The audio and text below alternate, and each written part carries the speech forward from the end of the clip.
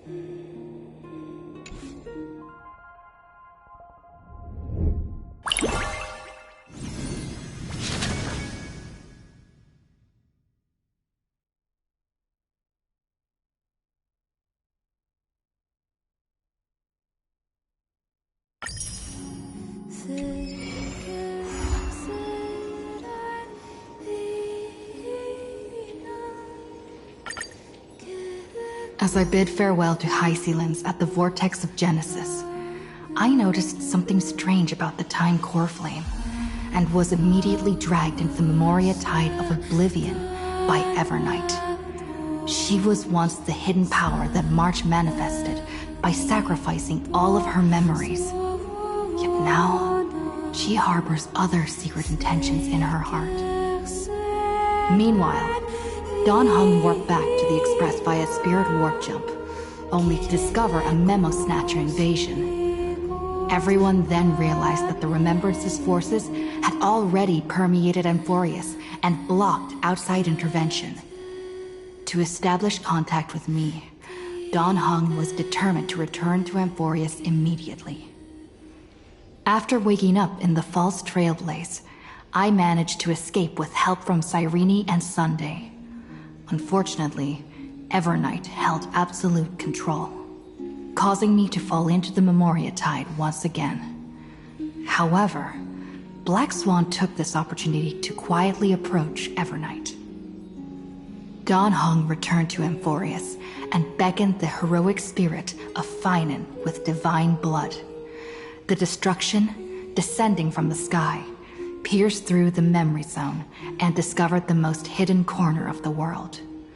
In pursuit of Evernight, Dawn Hung arrived at the charred remnants of the Grove of Epiphany. In the grove, where memories became disjointed, Dawn Hung received help from Dawn Feng within his memories and completed his farewell to the past.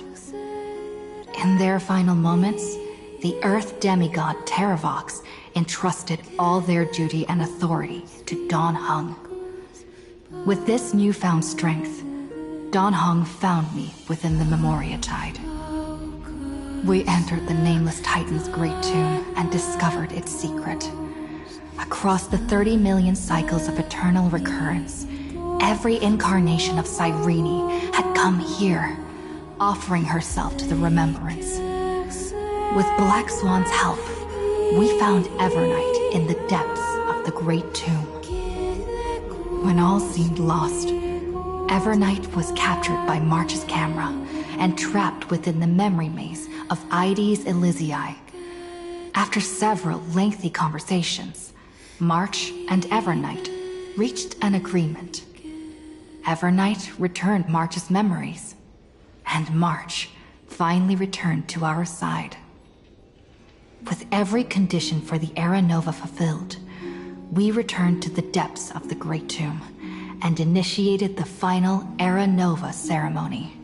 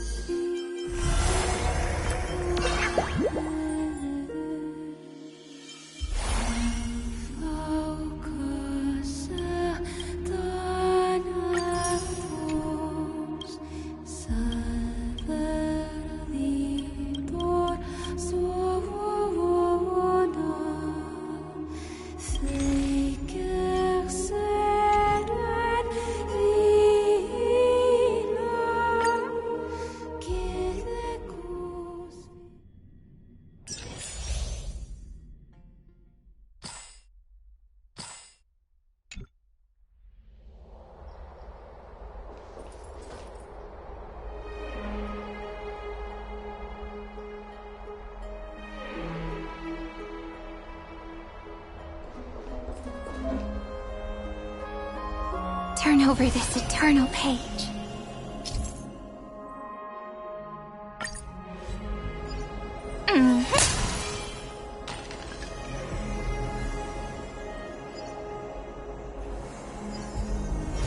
Don't worry. As long as we're together, we can do anything.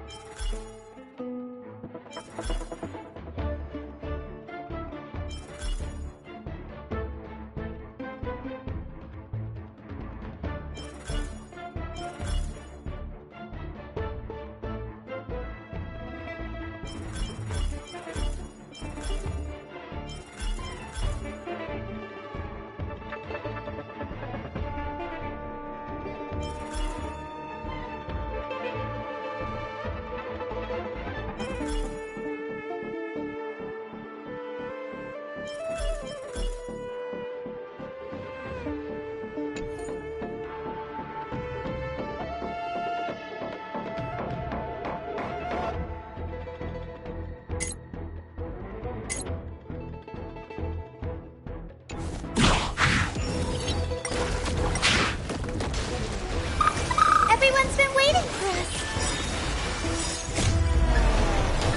Dispel the gloom! Restore clear skies. Once more!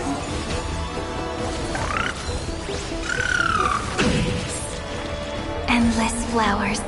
Please bloom for tomorrow. The night will soon fall. Shh. Good night. Until we meet again, everyone. Let's do that again, all right? Embrace new life, Pollux.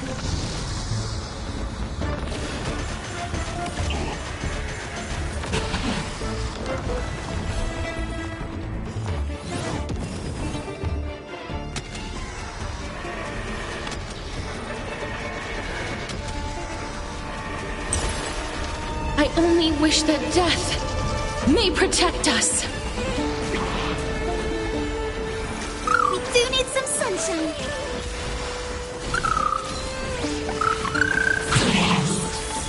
You can't get away. Rise and shine. Time to wake up.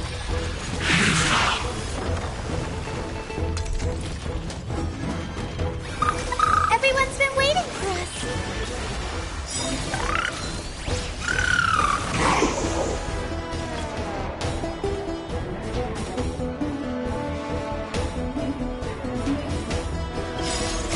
Memories' ripples are waiting to be kissed awake by a shooting star. Remember me with love in a beautiful tomorrow.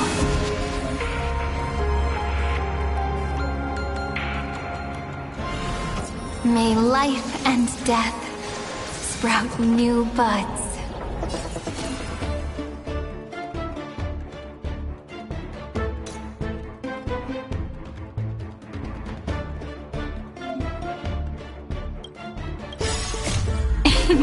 Don't blink, there's a surprise.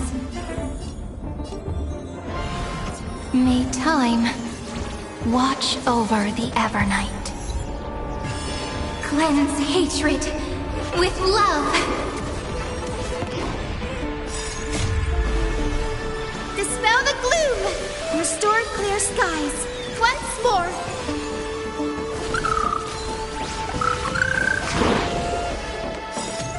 Embrace new life, Pollux.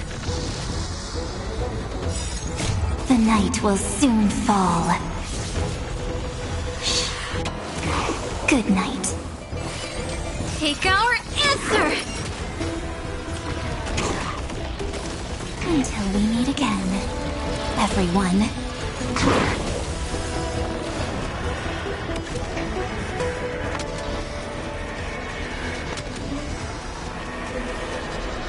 I only wish that death may protect us.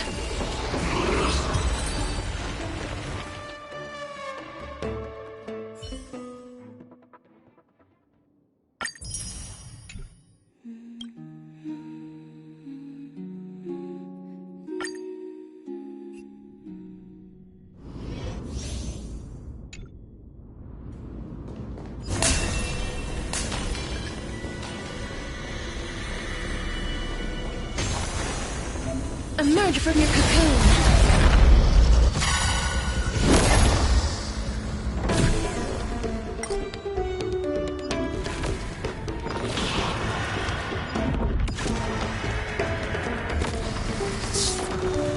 Abyss flower, bloom.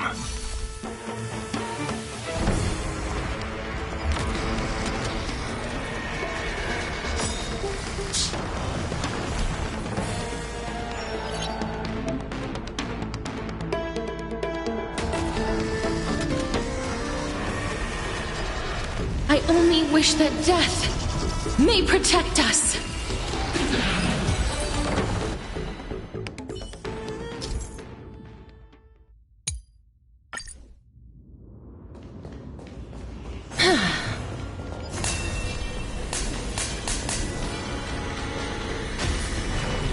Emerge from your cocoon.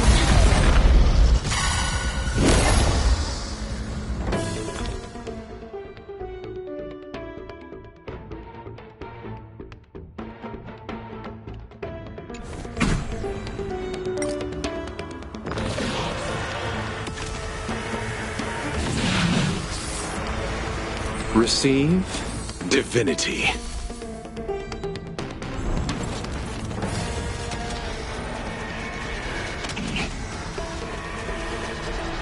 I only wish that death may protect us.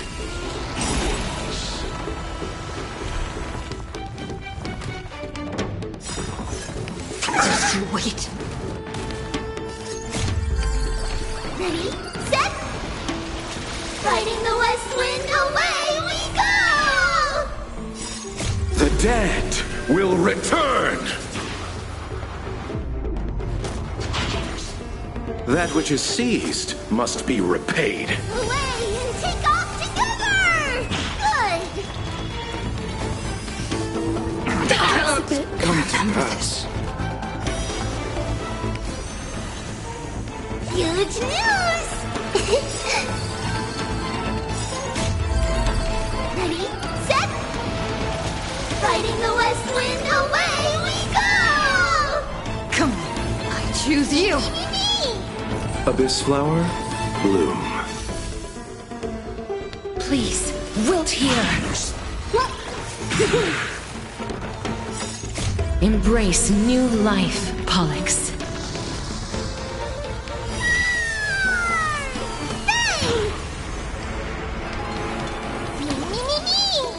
Dead souls, return to dust.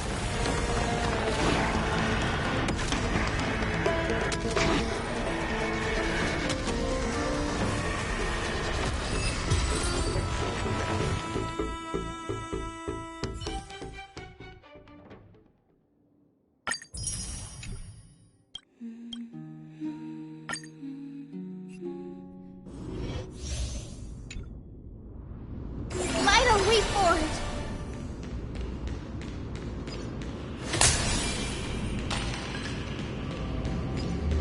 Light a leap for it!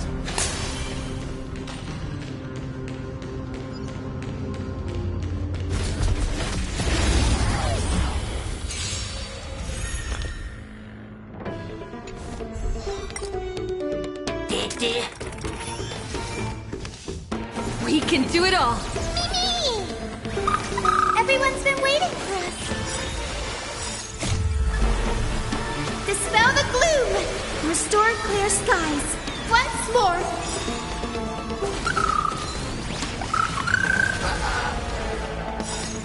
Embrace new life, Pollux.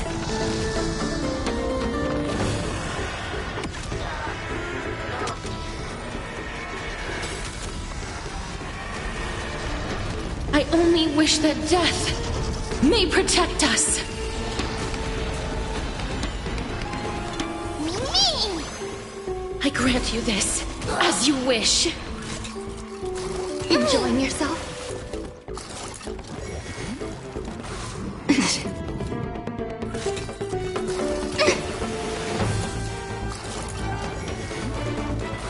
Enjoying yourself?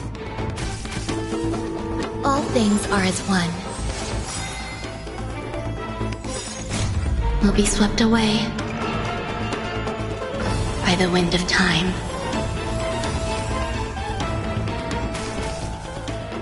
Remember that. Together, we can do anything!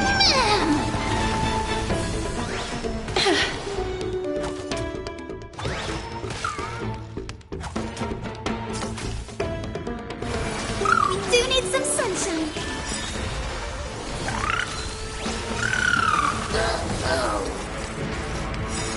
Embrace new life, Pollux.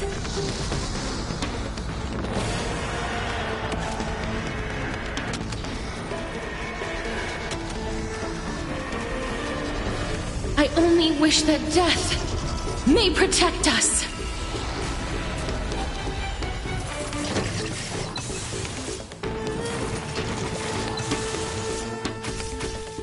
Please, wilt here.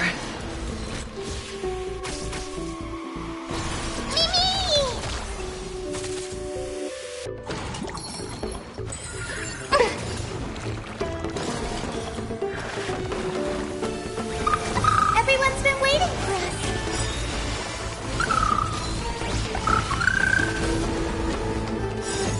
Embrace new life, Pollux.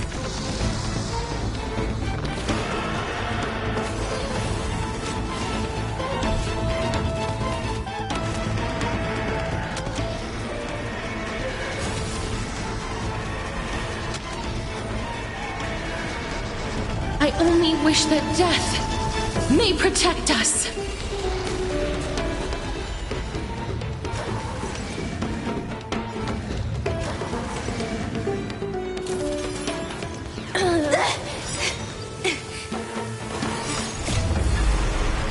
Dispel the gloom.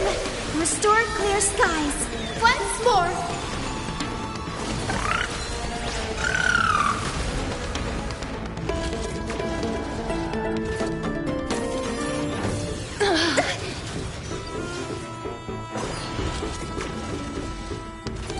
Please calm down.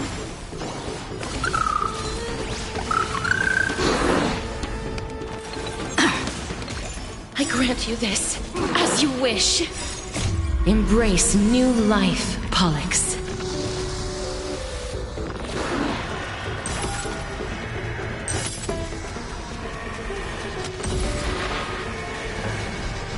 I only wish that death may protect us.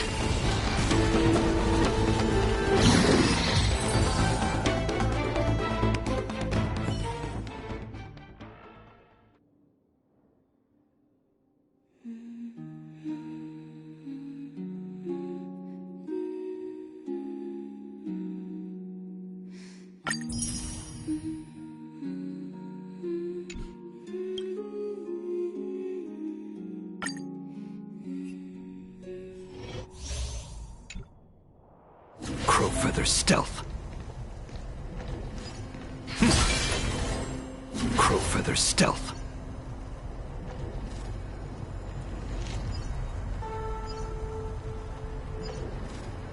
Keep going. I'll handle it.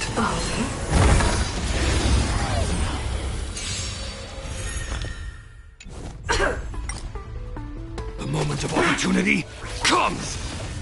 Who's the lucky one today? Oh, profound secrets of the stars. Give these trailblazers your blessing. Enough.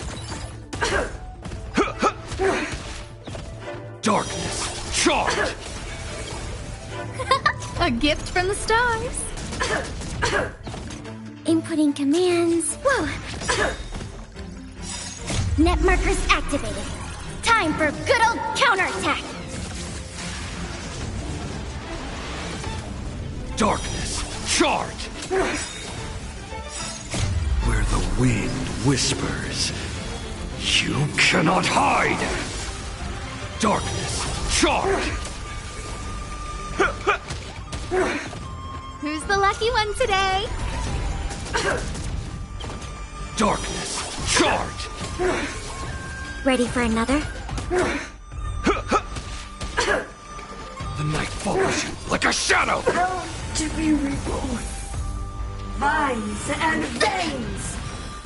Mastery of immortality! A gift from the stars. Oh, profound secrets of the stars. Give these trailblazers your blessing. Enough.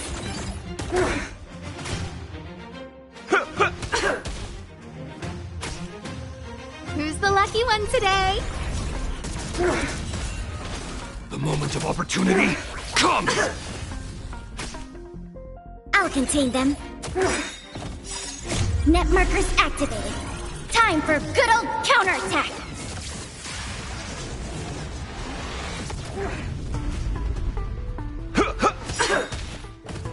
Darkness, charge! A gift from the stars.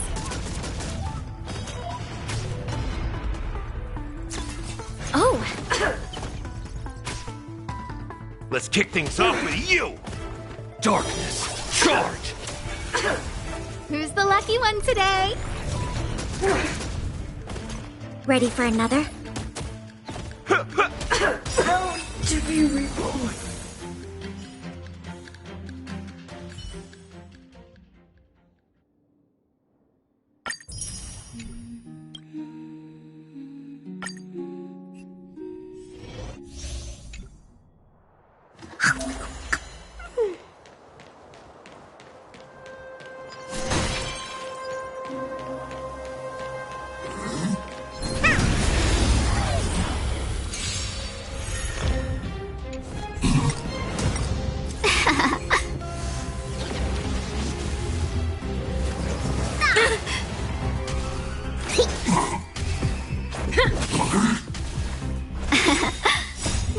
Fight as one!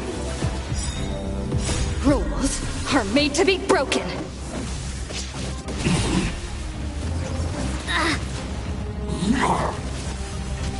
Deep breaths! Try them all! Yeah.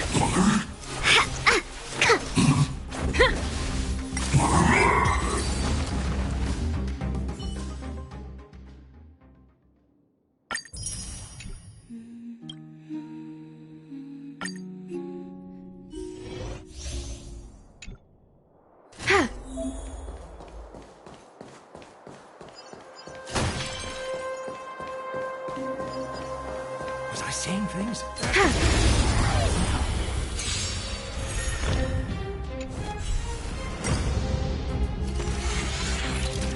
Just a scratch.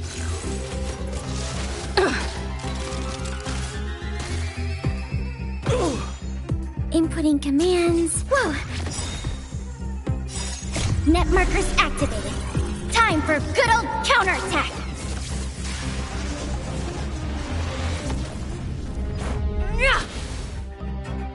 The time is now.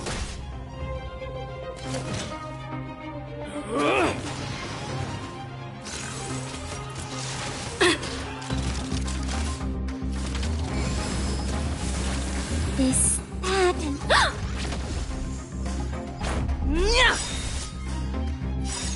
Rules are made to be broken. Decisive strike!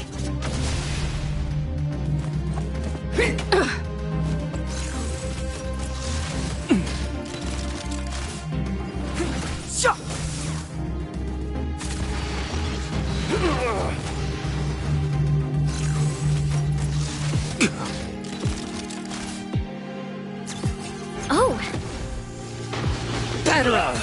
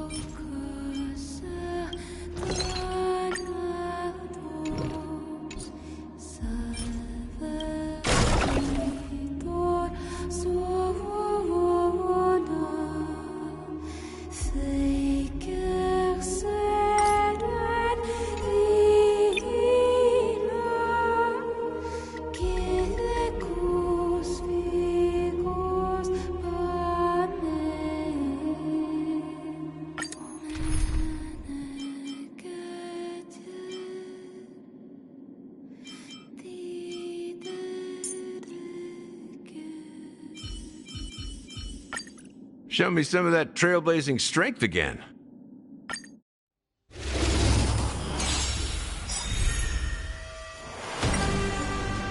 Let's come on. I choose you. Yes, you! Right on time. Yes, you! Here, this thunder. Right on time. Severing mountains!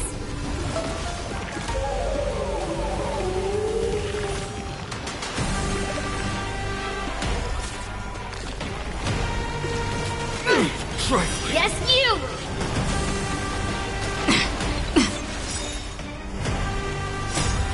We can do anything!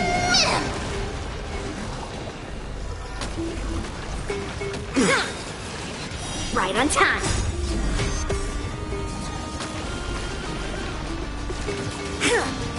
Leave through clouds!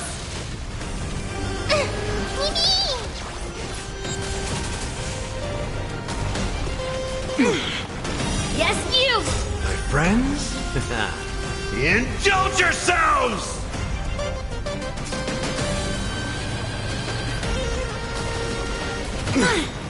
Right on time. Show no mercy.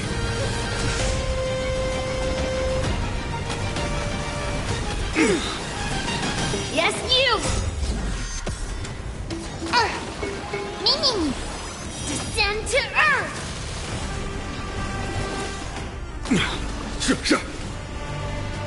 Time to mix things up. You just...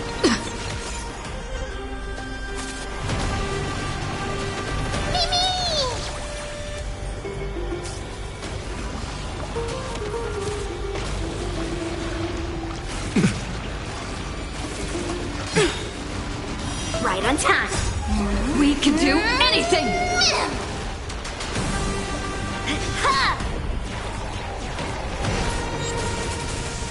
Here, this thunder.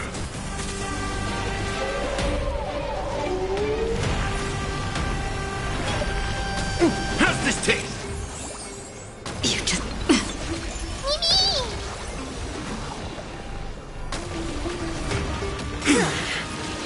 Yes, you! Leave through clouds! Trifling. Right on time. Conflict is pitiless. Show no mercy.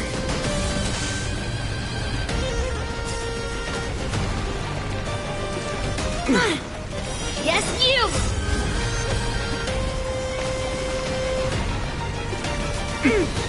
Descend to Earth!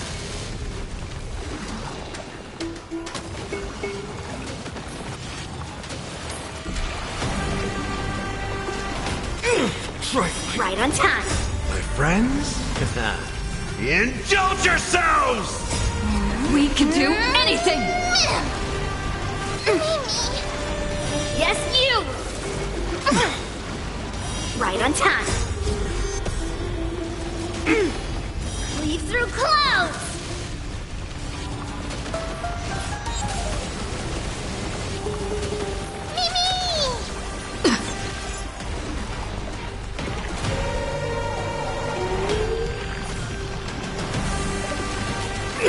Trifling. Yes, you!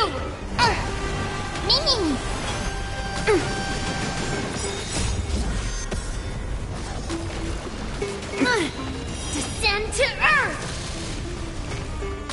How's this taste?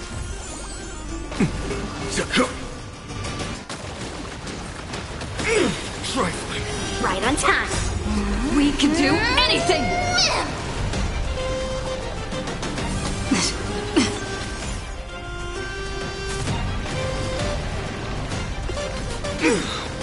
Yes, you!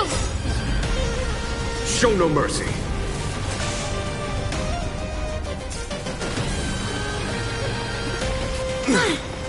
Right on time. Severing mountains!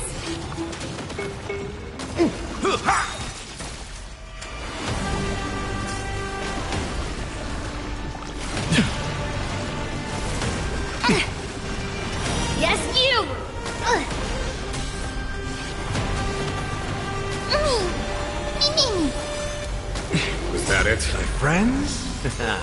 Indulge yourselves! Conflict is pitiless.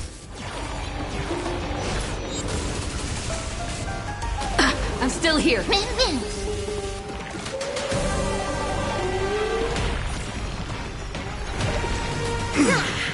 Right on time. Leave through clouds. We can do anything!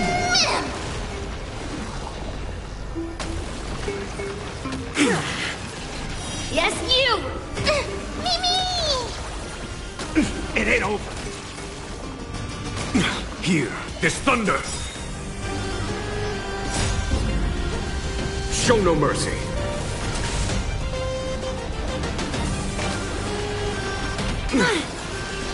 Right on time.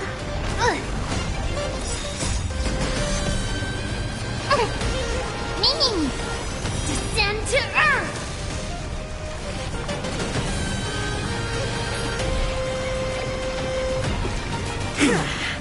Yes, you. You just don't learn. Again. Was that it? Right on time. Yes, you. Mimi. Mountains fall. We can do anything! How's this taste? My friends? Indulge yourselves!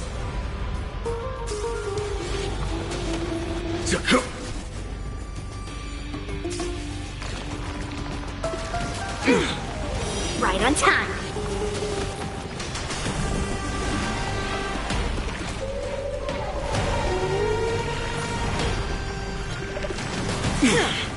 Yes, you! Right on time. Leave through clouds. Conflict is pitiless. Show no mercy. I'm still here. Yes, you!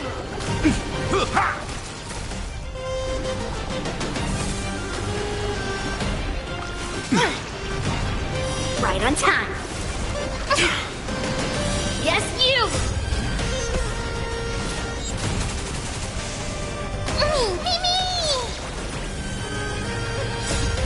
We can do anything!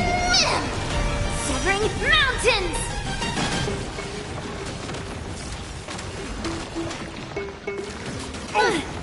Right on time. Here, this thunder.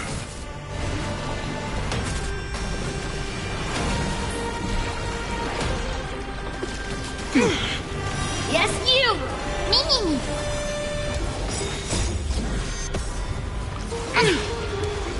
Descend to Earth! Right on time. Yes, you! My friends? Indulge yourselves! Leave through clouds! How's this taste?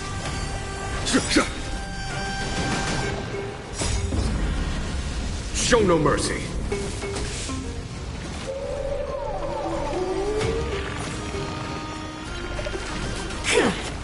Right on time. Yes, you! We can do anything!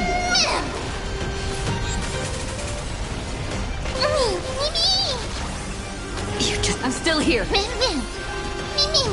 Strike!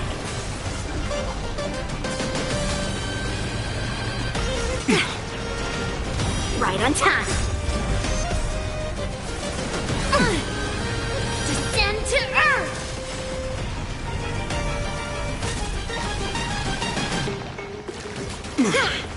Yes, you!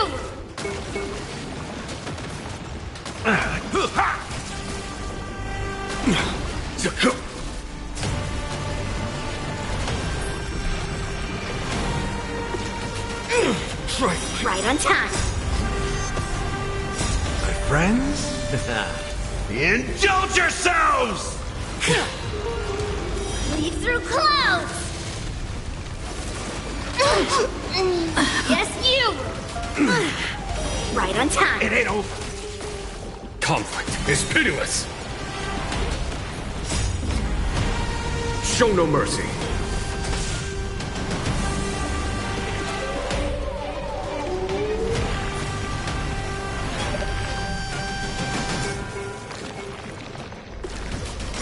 Trifling. Yes, you! Severing mountains! Right on time. Yes, you!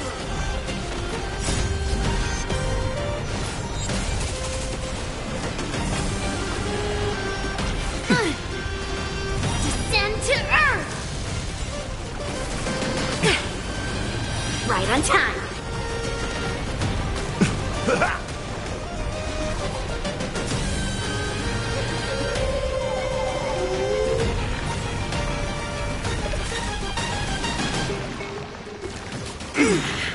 Yes, you!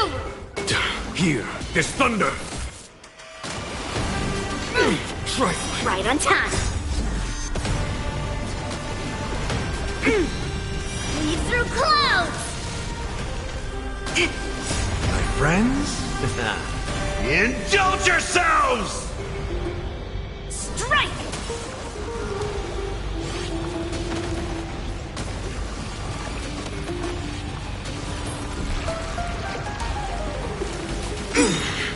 Yes, you! Show no mercy. Descend to Earth! Right on time. Yes, you! It ain't over. Slap!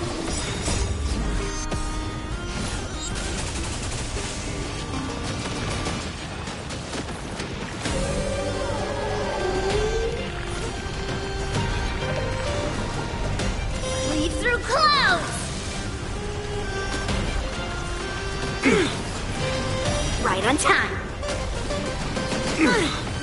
Yes, you! Right on time. Time to mix things up. Severing mountains!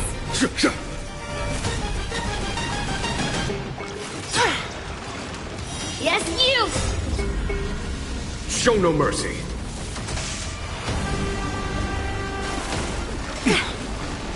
Right on time. My friends? Indulge yourselves!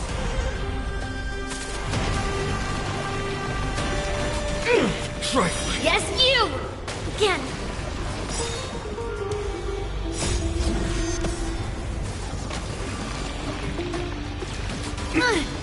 Descend to Earth!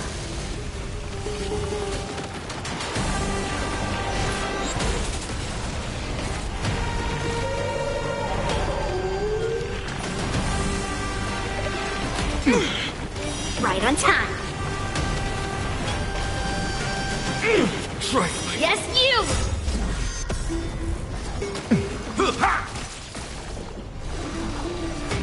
Lead through clouds!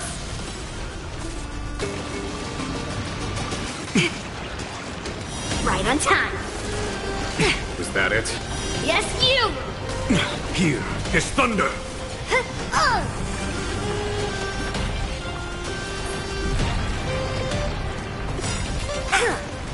Right on time. Descend to Earth! Show no mercy. Yes, you! Right on time. My friends? Indulge yourselves! Severing mountains!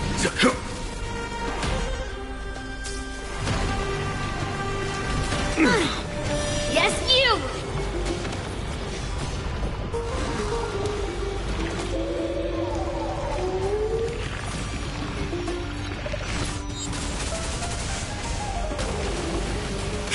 Trifling. Right on time.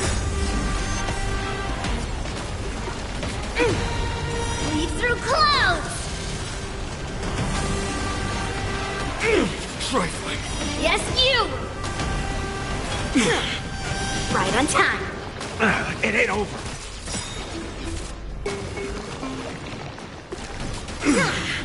Yes, you! The conflict is pitiless. Show no mercy. Descend to Earth!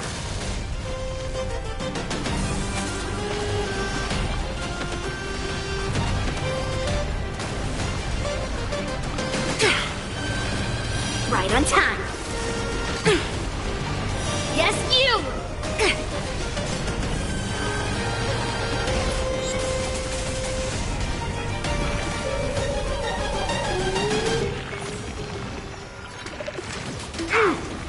Right on time. Leave through clouds!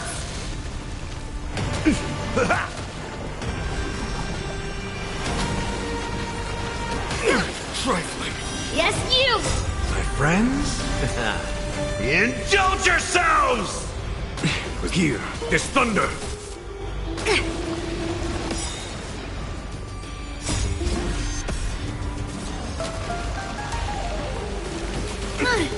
Descend to Earth!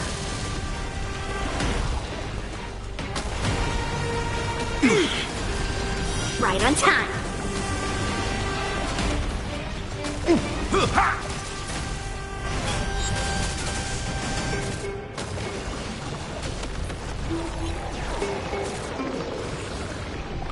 I like their confidence. Yes, you!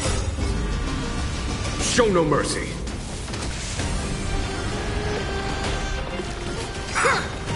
Right on time. Leave through clouds! Yes, you! Right on time. Conflict is pitiless. Slap!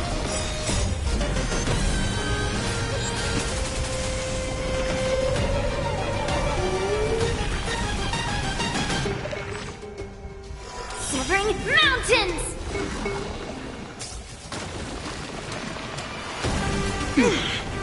Yes, you!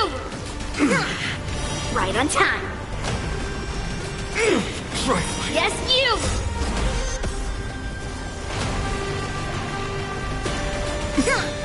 Descend to Earth!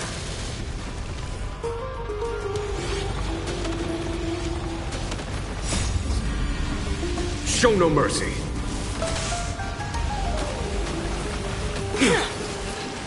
Right on time.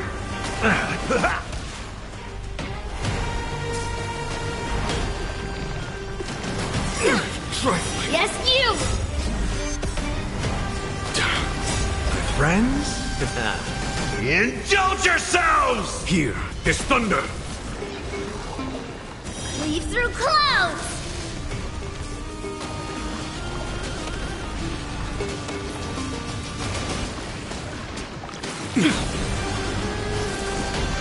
Was that it? Right on time.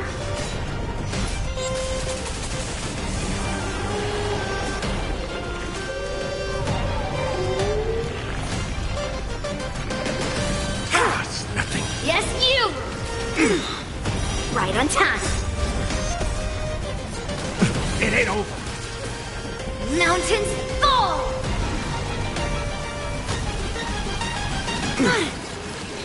Yes, you! Conflict is pitiless. Show no mercy.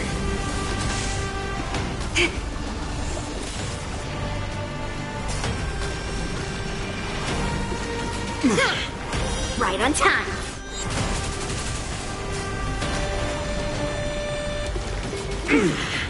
Yes, you!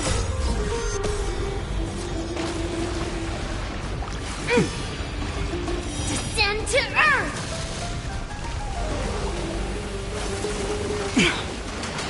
Right on time.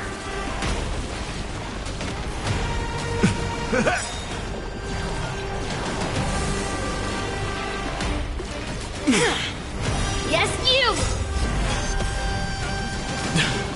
My friends? Indulge yourselves! Here, this thunder. weave through clouds!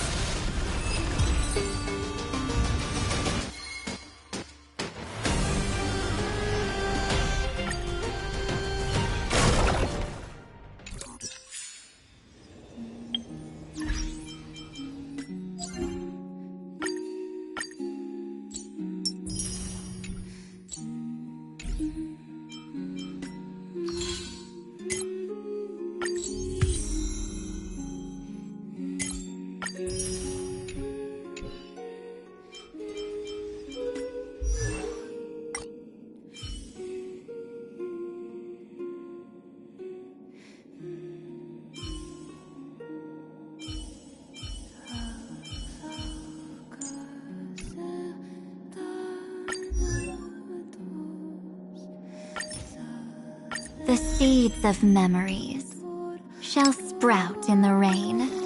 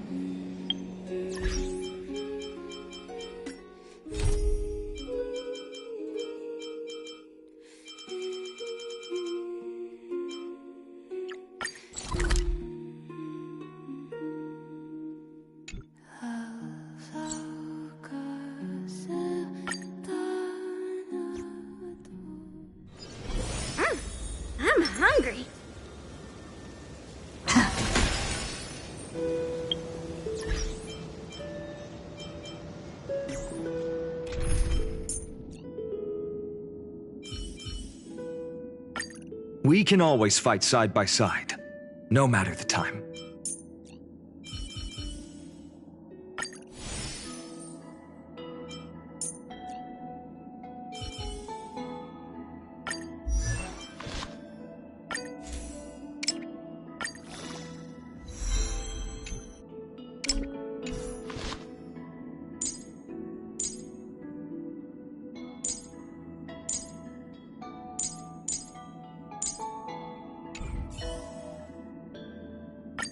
Cry out, for victory will come.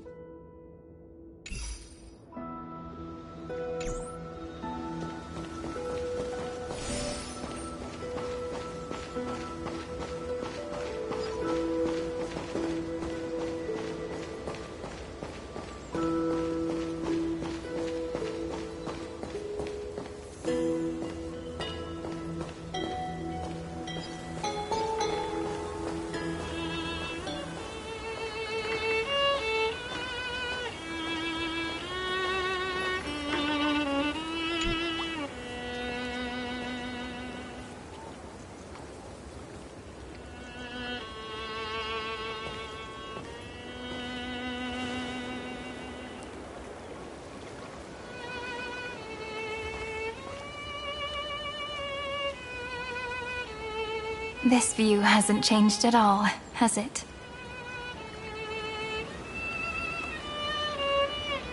The hometown in your memories never changes. But when you return to your senses, you realize that fate has already stolen the time away.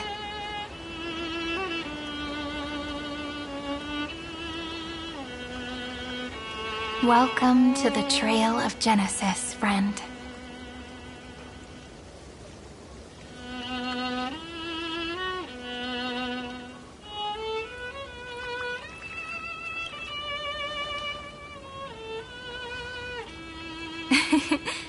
Seems like the weight of memories from 30 million cycles really made me grow up. But if I keep growing, I might be taller than you, right? And I'm really looking forward to that.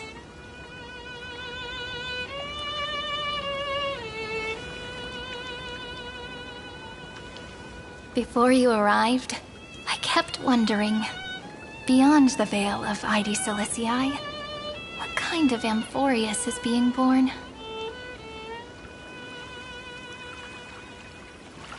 I can see fragments of it when I close my eyes. The friends who walked alongside us have all moved on toward their respective destinies. Some turning into pillars of the world, supporting the sky and the ocean. Others sowing reason, laying down the law, and with gentle hands lifting newborns into the light. Death and strife are no longer feared by people, and trickery has become the innocent games of children.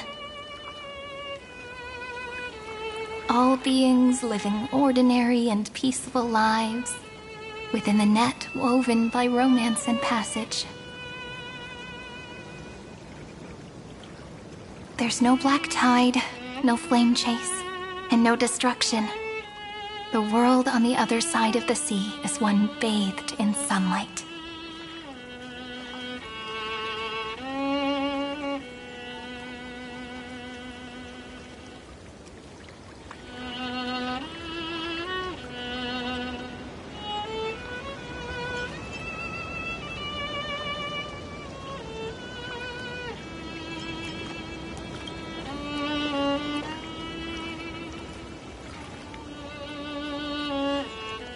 Like a happy and carefree childhood, the era Chrysia in this cycle will last for millennia, until it reaches the moment decided by the prophecy. Light calendar 4931, month of freedom, the moment belonging to world-bearing. Are you ready to answer the call of the world, friend? Then go, and pen the Throne of Worlds' first stroke. For this world, made from countless wishes. You say that, but it's gonna be ages till we reach Light Calendar 4931. I can make use of the crevices of time, but surely you and Dan Heng won't have to wait around for a few thousand years, right? That won't be necessary. We can simply sleep, and the chronocognitive anchor will wake us up.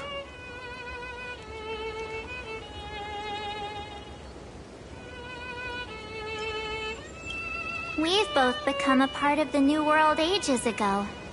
You're the last slowpoke. Our consciousnesses can converse with each other across the heavens and the earth, possibly due to the influence of the Trailblaze. I am now connected with this earth, and I can feel the breath of every mountain range. I see that the tallest among them is named Akama, and the form of the holy city is already taking shape. In other words, your stage is almost set. Do you want to take a leaf out of Kefali's book and make some prophecies before your nap? But we're not the only ones who have changed. The chronocognitive anchor just transmitted a message stating that Iron Tomb has reacted to the Aeronova. The moment when our friend bore the weight of 30 million cycles of memories. Was probably also when the scepter devoured 30 million cycles of destruction.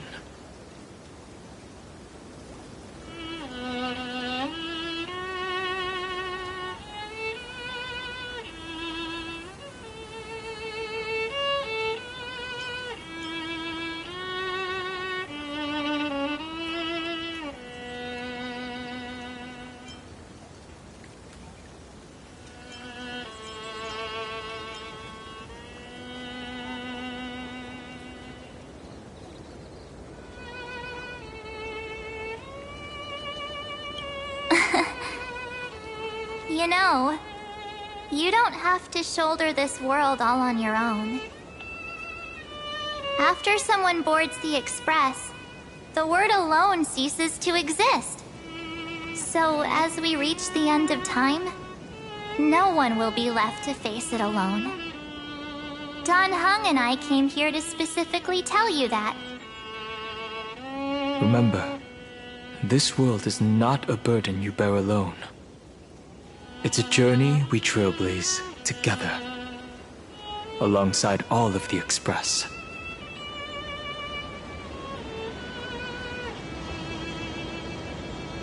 All right. It's time for Don Hung and me to go have a super long nap. Look after this world for us. The road ahead is long, but we'll be waiting for you at the end.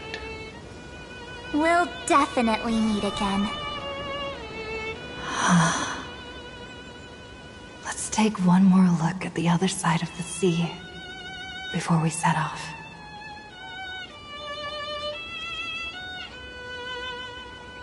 Heidi's Elysiae is so quiet.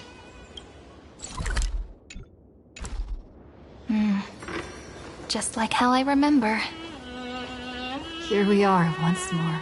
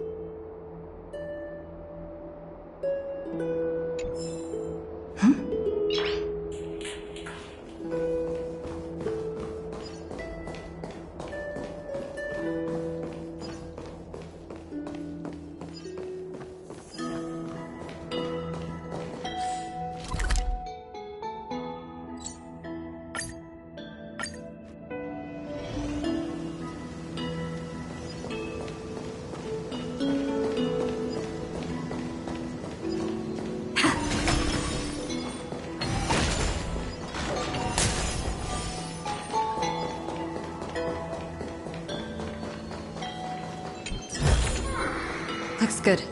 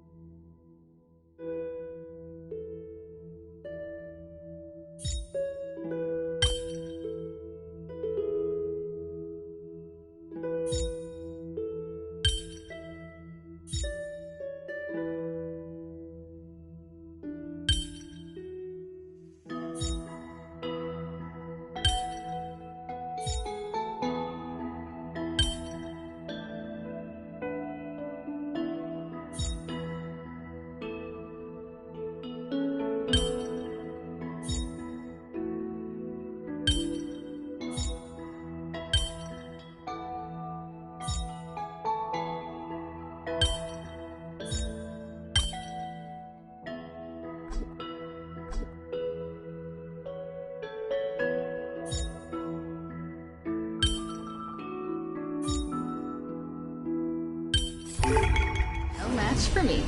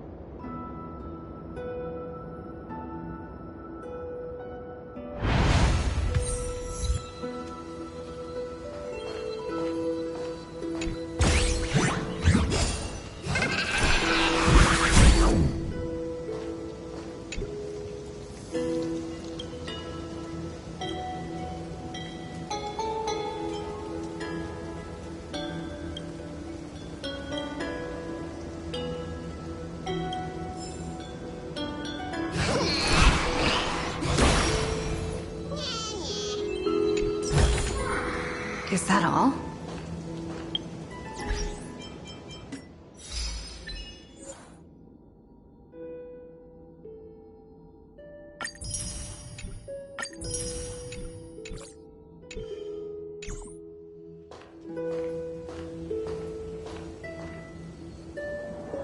The scent of the black tide is now completely calm. At last, the starting point of 30 million cycles has finally welcomed. Its first end. And the final end, right? I can't hear his voice. There are no flowers there that bloom for him. Nor is there a star that is his. Finan is the only one who didn't reach the new world.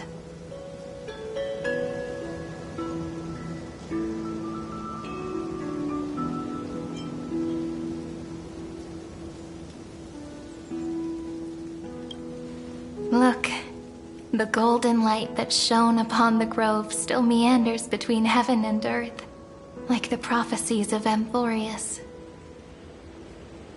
It has to be a sign he left behind. It points towards the destruction and the deepest night. Do you still remember what I asked you at this exact spot the last time we set off? Friend, are you ready to become a hero? You were still burdened by the weight of world-bearing back then, still unsure of the role you were meant to play. But now, everyone has already given you the answer. The heroes of legends were just at the right place at the right time when the world needed a hero. Just like how your arrival kickstarted Amphoreus' fate once more. A person's personality is their destiny.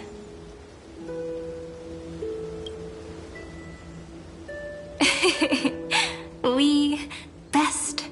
Those are such beautiful words. Thank you, friend. I was also trying to cheer myself up with what I said. After all, before we truly compose the end of this story, I must also pluck up the courage to head off with you.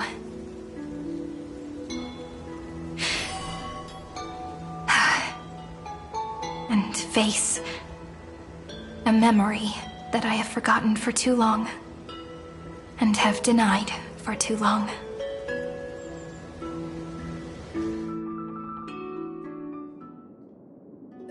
It's so dark.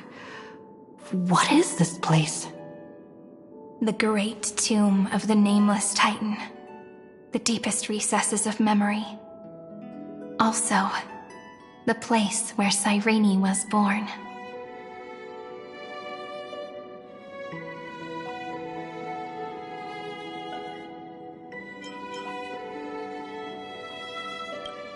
My apologies, friend.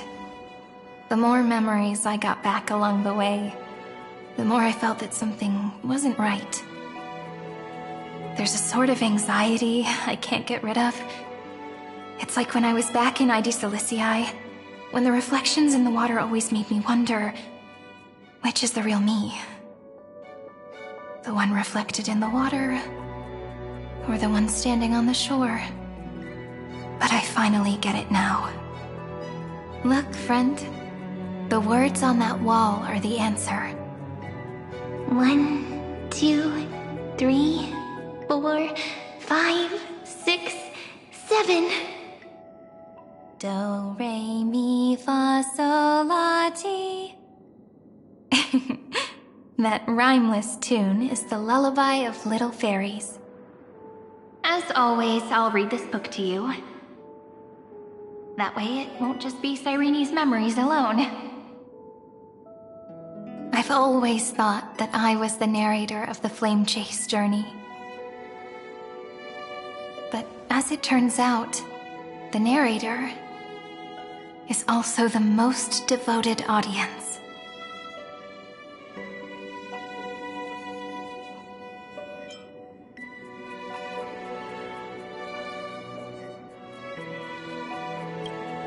Thank Thank you, friend.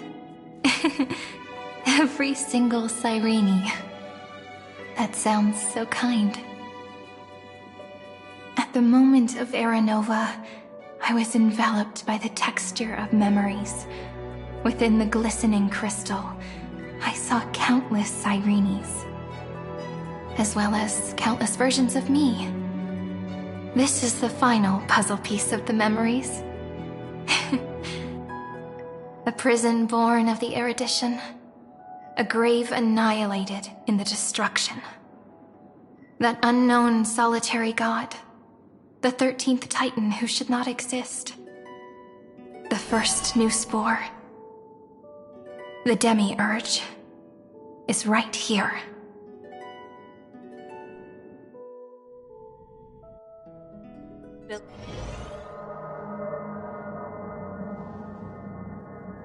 The interrogation records have been submitted to the Marshal.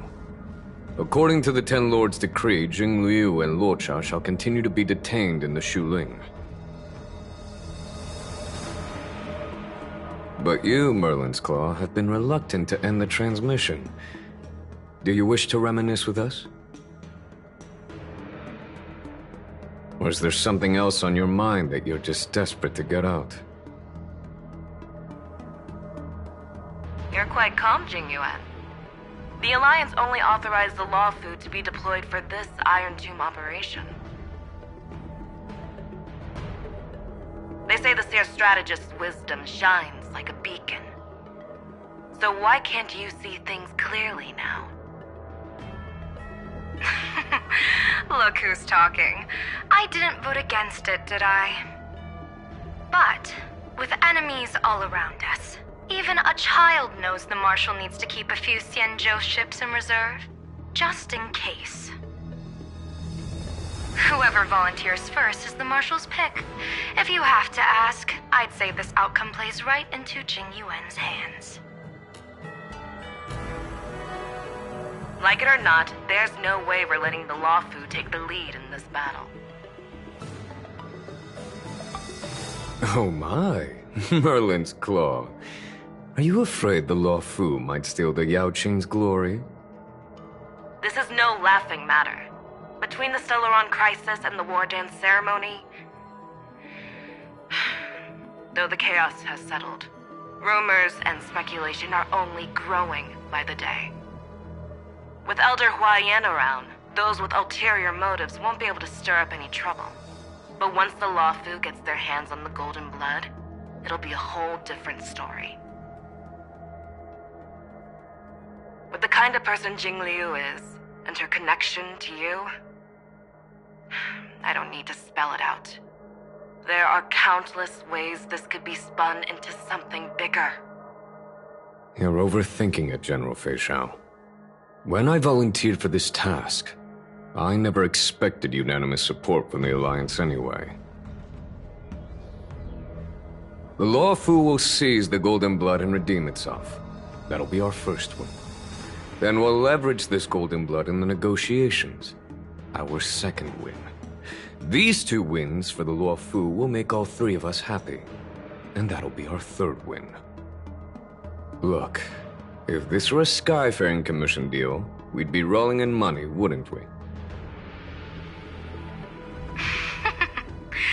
Maybe the Divine Foresight should change his name to the Optimistic General instead. With the Decalite Reflection Barrier, the Yuchuan must understand even more than the Law Fu how significant this battle is. Amphoreus' karma has vanished from the matrix of prescience. What omen does General Yao Guang see in this anomaly? In divination studies, we call this an empty fortune. It involves the eons and is thus beyond what mere mortals can comprehend. Your explanation isn't any clearer than Lady Fu's. Come on. How hard is it to understand the word uncertainty? For the Cobalt Head, the emergence of Iron Tomb is a calculated instant, but I don't believe they will just sit around waiting for death. In For the powers of the cosmos, this is their chance at survival, and the key to turning the tide of interstellar affairs. The Astral Express is leading the formation of an allied force, but I can see each faction has its own hidden agenda. There are even divisions within the Alliance, so it's not that hard to imagine how the other factions will react. Jing Yuan, I crossed paths with Selenova's Legion at the Battle of Sedunirama Star Cluster. Be extremely careful. The Ruin Legion's troops and weaponry are nothing to write home about. The IPC, even the denizens of Abundance, could take them on. However, while Void Rangers are just expendable pawns of the destruction, the real wildcards are... The Lord Ravagers. Indeed. Nanook's emanators are also their weapons to burn down the paths. I'm afraid conventional military tactics and strategies will be useless against them. My assessment is this. To completely take down a Ravager, we must disregard casualties and spare no cost. My only fear is... one wrong move, and the Lawfu will fall into Fintilia's trap again, inching ever closer to destruction. Doubt is exactly the demon she wants to plant in our hearts. Do you still remember the beginning of the Alliance Oath? To save future generations from war and bloody dispute. The Rainbow's arrows have always aimed at any force that threatens the cosmos. Now that the Trailblaze walks alongside us, the Cloud Knights shall keep their oath as they have from the beginning. I just hope those on the front line will remain safe.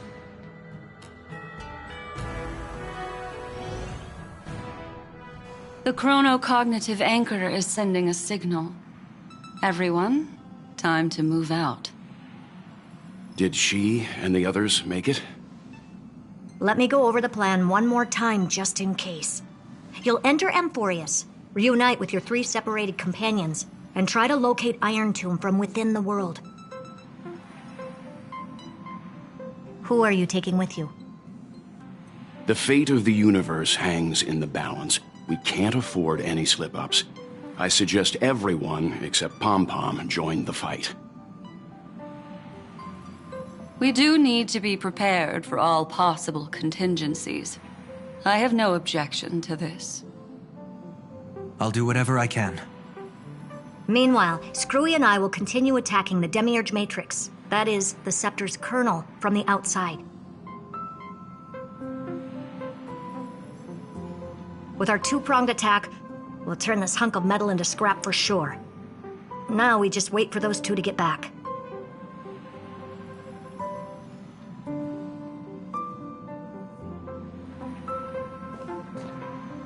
Oh, and just like that, they're here. Sorry to keep you waiting. With Planet Screwlum's help, the formation of the Cosmic Alliance to counter Iron Tomb is progressing smoothly. The cosmos has set its sights on Amphoreus, and now it's just waiting for the first shot. Well then, let's not waste any more time, Fourth Mirror. It's my time to shine! Finally off the bench! Initiating thought refraction. Please read the safety protocols carefully. Huh? Just kidding! I've already checked the agreement box for everyone. And now, destination? Amphoreus! 3, 2, 1, launch!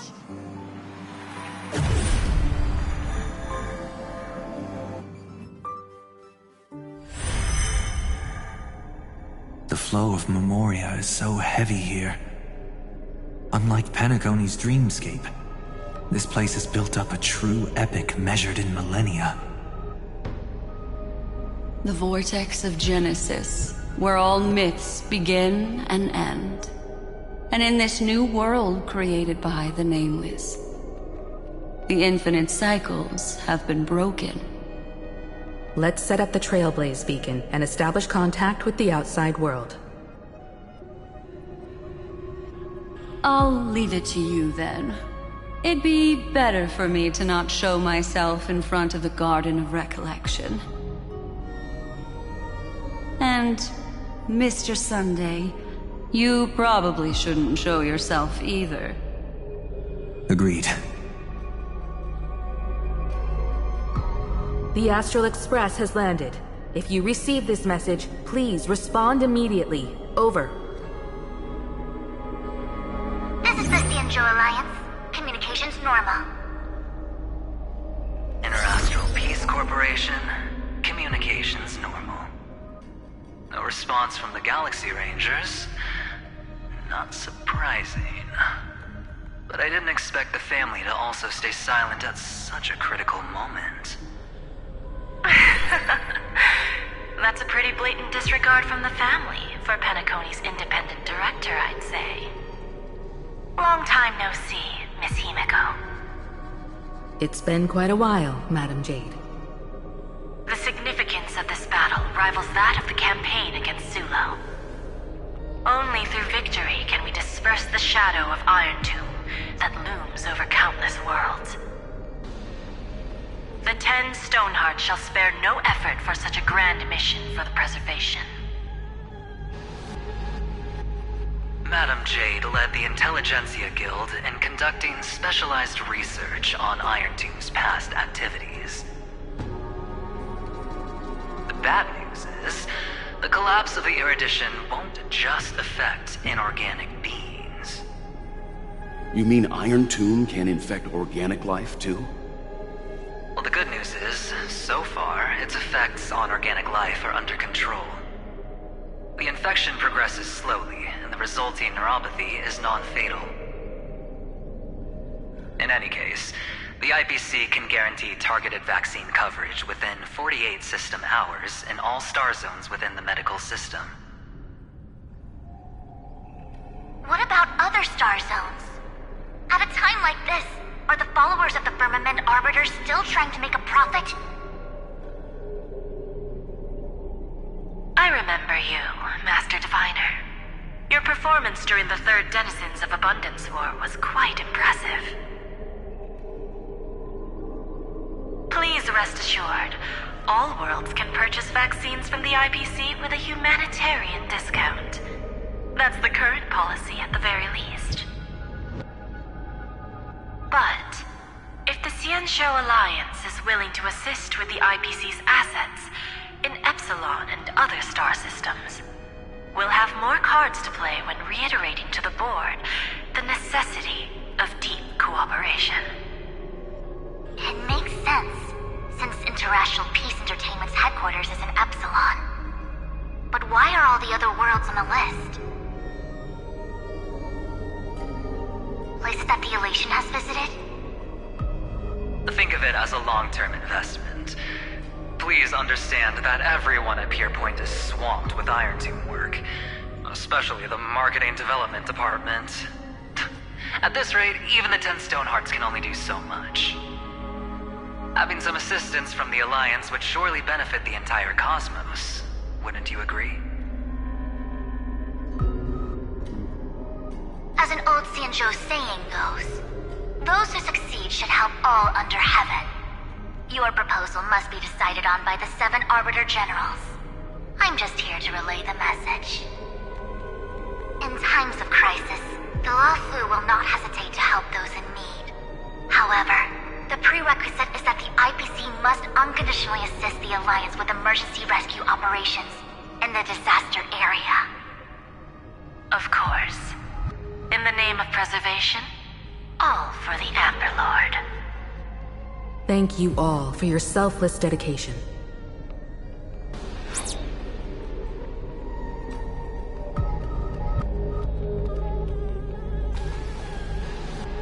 It's clear that each party still has qualms about everything.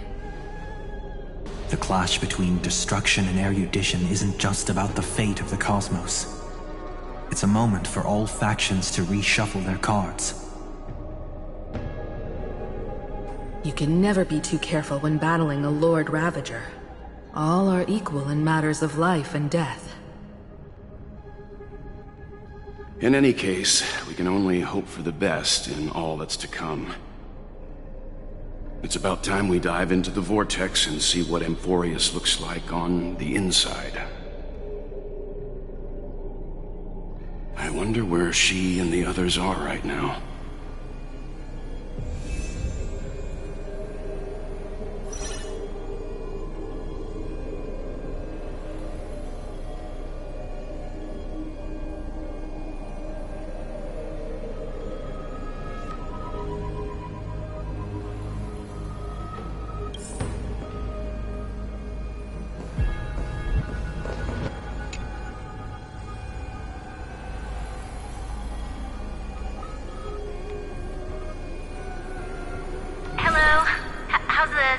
Can you hear us? Ah, we're through! I can see the video feed. Everything's working perfectly. Miss Bronya? Miss Serval? What a surprise. It's been a while. We've already heard from Miss Topaz about the Iron Tomb operation. She made a special trip to deliver the vaccine to Belobog. I can't believe the Express crew is at the eye of that storm. Is everything going smoothly? Don't worry, we're still following the plan step by step. How's the situation in Belobog? Urillo 6 is located on the outskirts of the preservation barricade. While it won't bear the brunt of the first wave, there's still a risk from the aftershocks. Matt Kid Japard and Pela are busy organizing the Silvermane Guards, having them consolidate their lines and dig trenches. Zila and Lynx just got back from the Geomarrow vein production chain. Hey, do you want to say something to them? That would be unnecessary. It'll only shake their morale. Just tell them to stay safe. Miss Bronya, I'm afraid this disaster will be far more terrible than you can imagine. Please, be sure to follow Miss Topaz's instructions and make thorough preparations. Of course. We have resealed most of the engine of creation beneath the ice to prevent the will of the preservation from becoming an accomplice to the destruction. Don't worry, Miss Himiko. Belobog is far more resilient than we imagined. We really wish we could help, but Urillo 6 has only just woken up from its hibernation. The Astral Express, standing at the forefront of disaster, is the hope for many ordinary civilizations across the universe. In the face of a massive catastrophe like this one, relatively smaller civilizations have never had many options. But that's exactly why we have a resolve that's second to none. If anything goes wrong... Miss Topaz, I hope you can help out and rescue the affected citizens. No problem. Also, didn't the Xianzhou sign a friendship agreement with Urillo 6 earlier? They won't stand by idly either.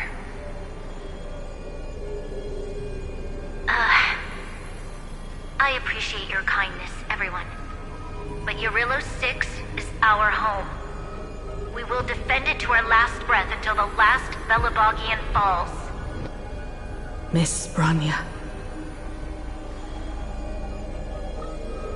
May all civilizations that have made it this far on their own strength weather this crisis together.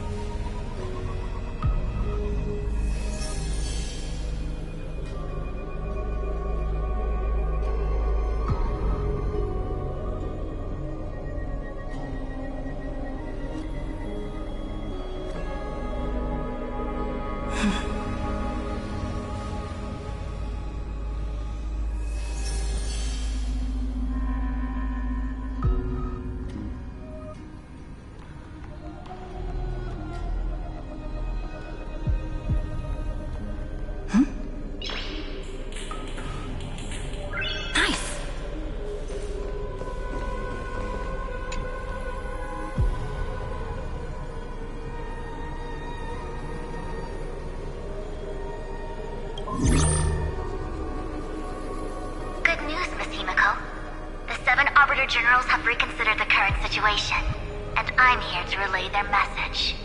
Officially, the Alliance's combat forces will still be limited to the Luofu, but the Yaoqing has also been deployed in the surrounding war zone as a contingency. Words cannot express our gratitude. Getting the Hunt to agree on sending troops must have taken quite some effort from General Jing Yuan. The Luofu already considers the Express an important ally. We also have no intention of hiding the fact that there is indeed something the Xianzhou seeks from this Iron Tomb operation. But this time, the Marshal herself decided to send out troops. With a formidable enemy before us, the Alliance has no reason to back down, nor will we be content to take a back seat. If we can stand together with civilizations across the universe to overcome this crisis, then we must do so, even at the cost of our own lives. The Alliance truly embodies the principle of righteousness. It's fortunate that the cosmos has great heroes like you. You're too kind. As for that Jade Abacus of Allying Oath, you can save it for when you're in more dire need.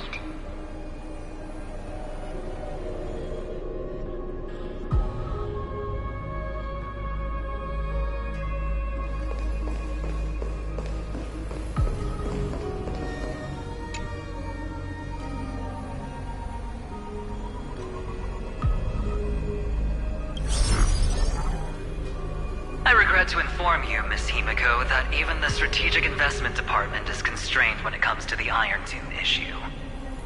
And it would be difficult to meet the expectations of the Astral Express. However, Madam Jade instructed us to look after our nameless friends as much as possible. So let me offer you all a small suggestion, just from my personal perspective. Other departments at the IPC might also take this opportunity to extend an olive branch to you. When that time comes, I hope the Astral Express will remember that the 10 Stonehearts were willing to stand with the Trailblaze, even though we were in a difficult position. And more importantly, we were the only ones willing to do so. Sounds like a threat, doesn't it? But trust me, every word comes straight from the heart. Has the internal conflict within the IPC really gotten this bad? Everyone knows about the bad blood between Diamond and Oswaldo. At least until now, they've had an uneasy truce. Until the Lord Ravager Archforger caught the board's attention. I'll leave it at that, as it's confidential information. Hope you can understand. I understand. Our immediate priority is to address the Iron Tomb crisis. Let's hope for success from the start. This might help ease everyone's pressing concerns.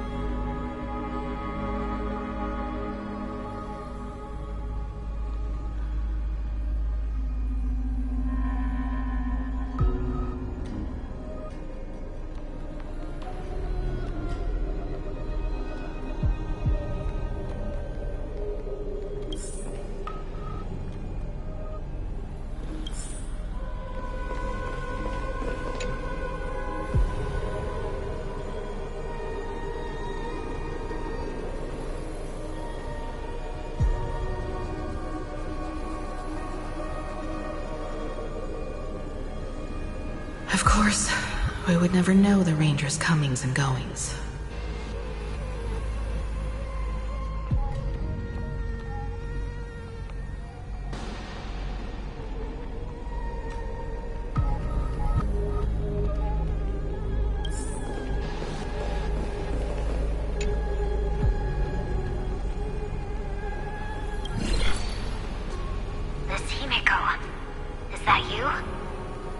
Yes, and you are Miss Robin. Yes. I apologize for not being able to respond during the meeting earlier. And even now I can only appear in disguise. On behalf of the Penaconian family branch, I extend my sincerest apologies to everyone. We tried to request aid from the family. We essentially received no response.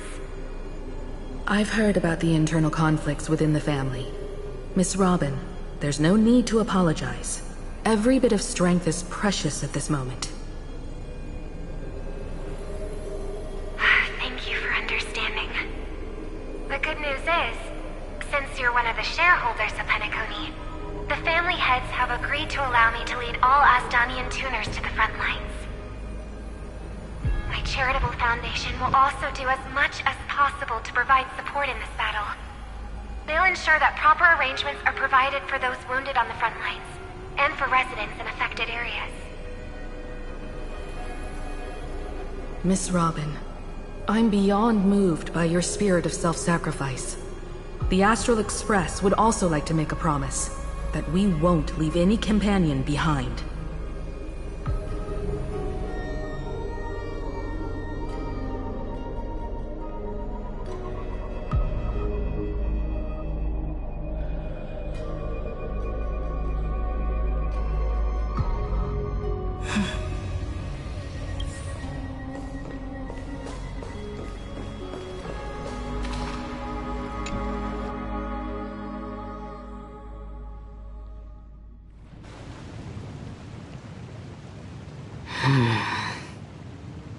Why is there no one here? Everything in Akama seems normal. The New World was enjoying peaceful times not long ago. It seems it was even more recent than not long ago, Miss Himiko. The fruit on the table is freshly cut, and the bath temperature is just right. The remembrance tells me this place was bustling with people just moments ago. It's as if everyone vanished in an instant. Could this be Xandar's doing? Unlikely. He's still under the surveillance of those two geniuses. Could it be some kind of local custom? A custom that makes an entire city fall silent in an instant. Pardon my frankness, Mr. Yang, but this reminds me of some unsettling rumors about the Harmony. Complete silence is often the prelude to divine intervention. Everyone, be careful. Here they come! Here they come! The Nameless of the Astral Express! Evernight? How is this possible? She was already...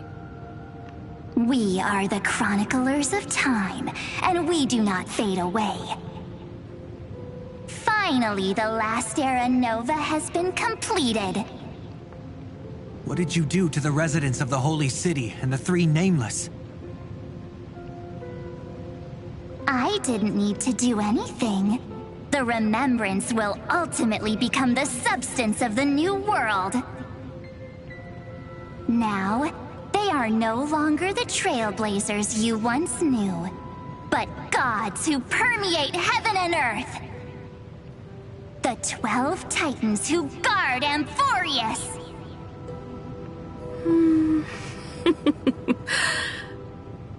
Stop fooling around, March. Come on out. What? I practiced so long for this. Getting seen through right away is just so embarrassing. You've obviously been learning from the theatrical culture in Amphoreus. But if possible, I'd prefer our reunion to be a bit more casual and laid back. As expected, I can't hide anything from Himeko and Mr. Yang. Well, long time no see. Guess I'm back? We should be the ones to say that. Sorry for keeping you waiting. So, these jellyfish are the Titan's power? They're just tiny manifestations of the Veil of Evernight, used for scouting and communication. If I went all out, I could summon way more of them. Thanks to her, we all turned into Titans in the New World. Sure, we can take on humanoid forms, but it feels off. How intriguing. So what does she look like now? It can't be a raccoon with a baseball bat, I suppose. Please don't add weird stuff to Amphoreus' lore. Just go see it with your own eyes. Follow the prophecy's guidance and come to Dawncloud. She looks way more majestic now than she used to.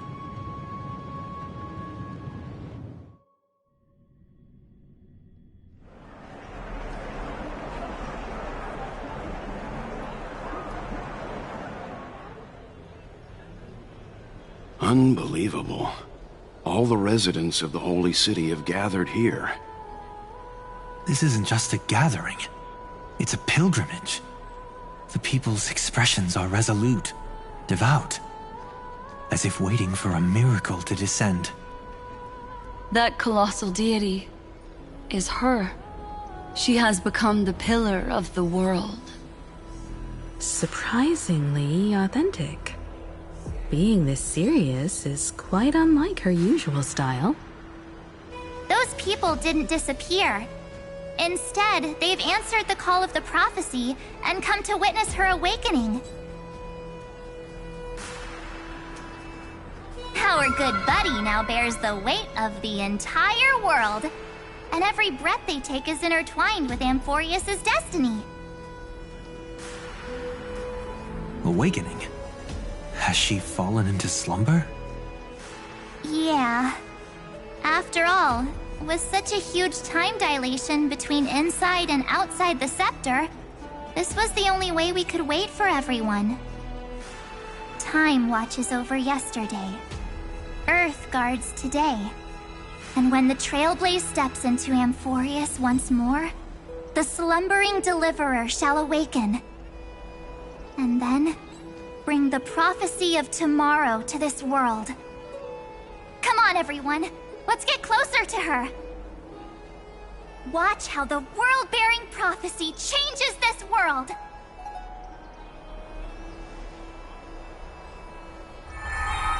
Oh, it seems the kids are already miles ahead of us at this stop. All the more reason we can't afford to slow down our pace. Let's go witness this moment for ourselves.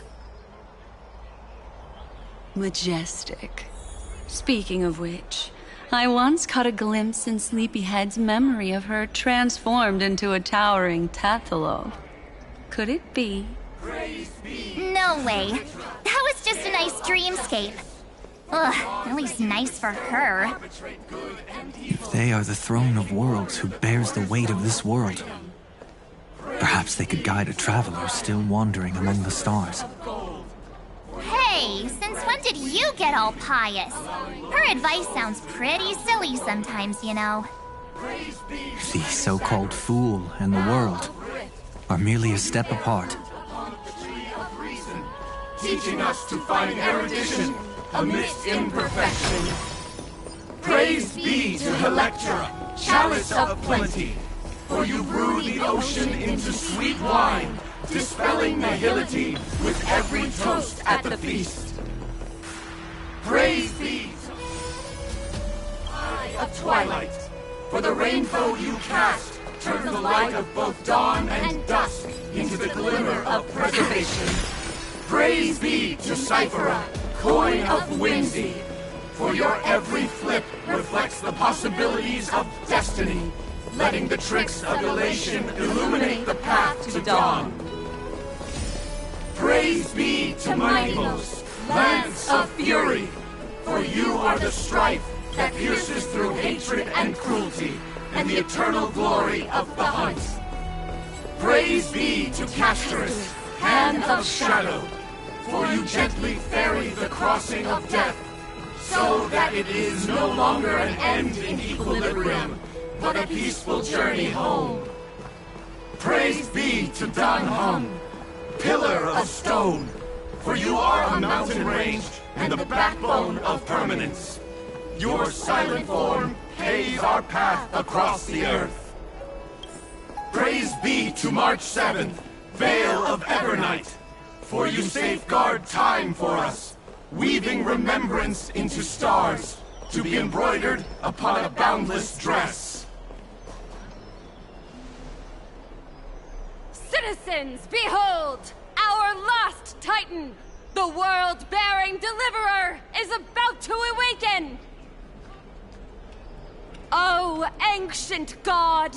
Your loyal subjects, bewildered followers, and fearless comrades in arms have all knelt before your throne. Awaken from your eternal slumber and bestow upon the world your divine prophecy! Please guide us! Show us how to embrace this beloved world as we welcome that distant dawn! To walk the path of a mortal as a god, or to bear a divine burden as a mortal.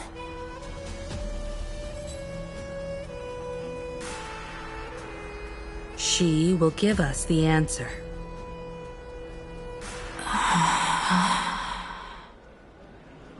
But I am not the deliverer. Rather, I am the Nameless, who dwells among mortals. That voice is definitely her. I heard your prayers. The core flames flickered and dimmed, and the age of the gods met its end. So flow, golden blood, flow. I'll bestow it upon you, returning it to the true masters of this world. Stand with me and become heroes.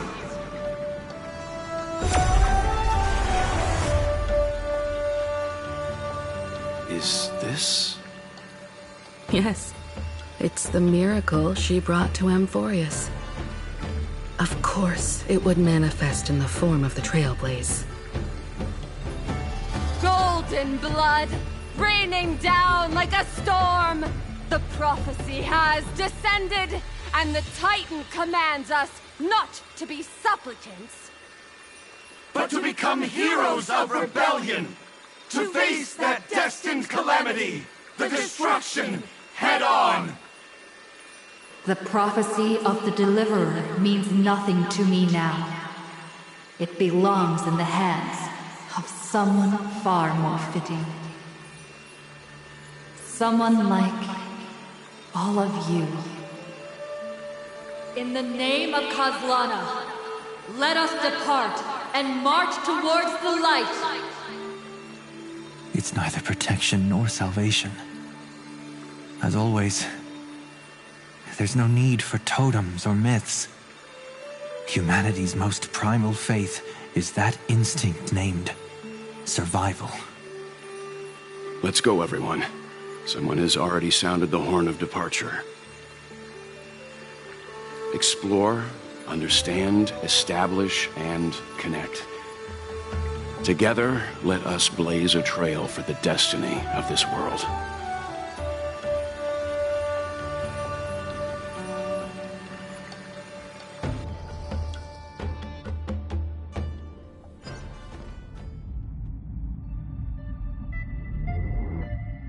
Is it just me, or does this demiurge matrix feel completely dead? It's nothing like how the memo keeper described it. The environmental readings are all wrong. Conclusion: this must be what the kernel actually looks like in the real world. What did Xandar do to the scepter? At the end of light, there must be silence. Certain, pure, and absolute darkness. Not the time to quote the Lord of Silence. Bad omen. Either way, we have to press on.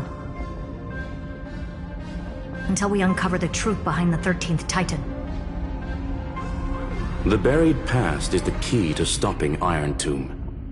That is, if it even exists. Xandar says the demiurge never existed. Who actually buys that?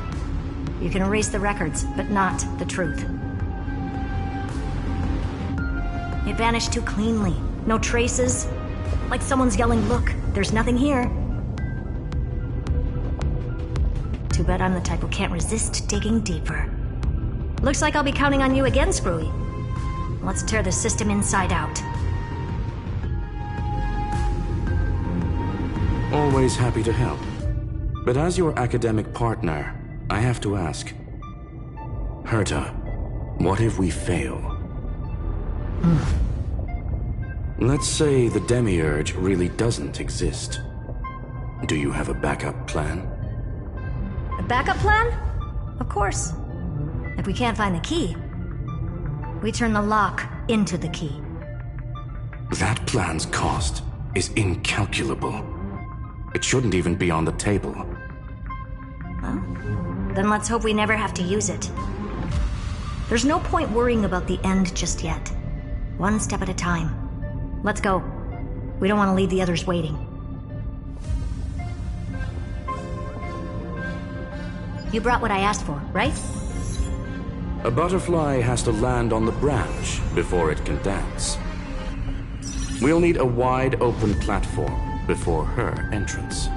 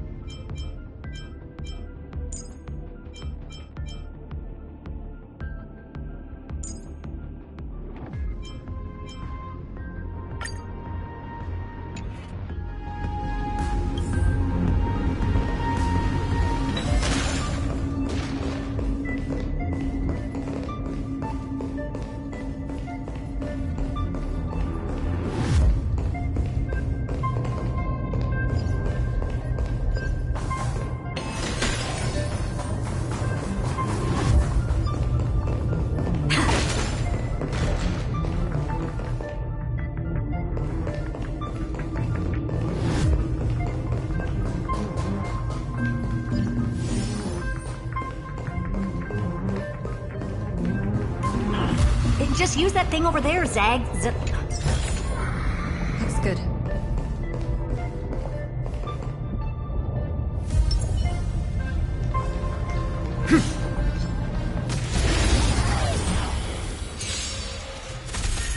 I'm on it.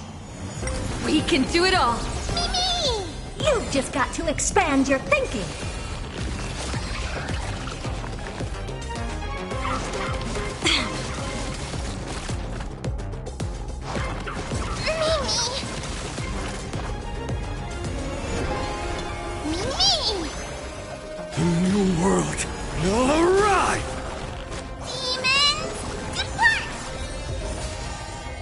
Remember that. The door to a whole new world. You just don't learn.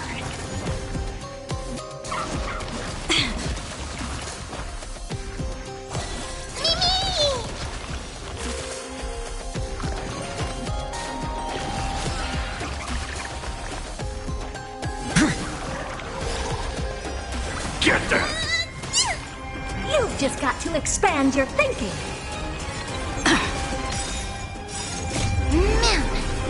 Together, we can do anything! I'm fine.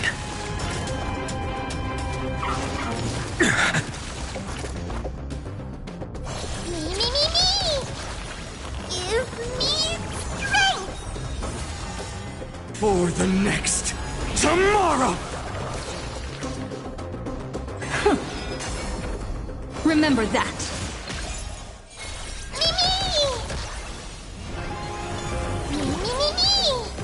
The new world will arrive!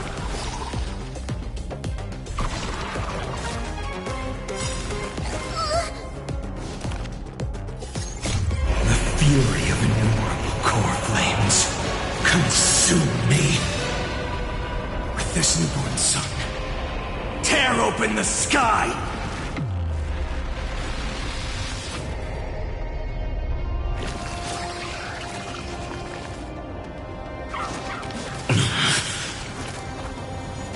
Quench the flames with blood.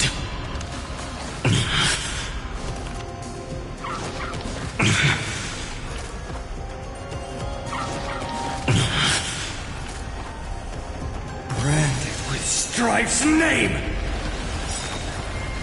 Quench the flames with blood.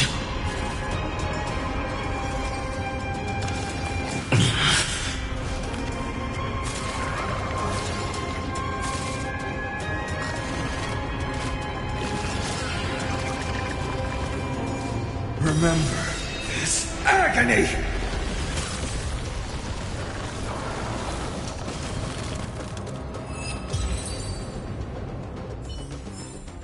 Amphoreus will welcome the true dawn.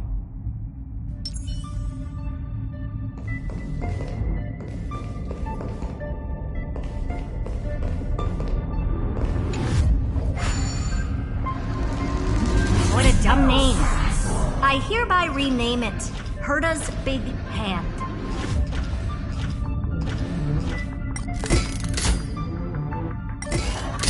Herta's Big Hand is what I call power. Keep it going.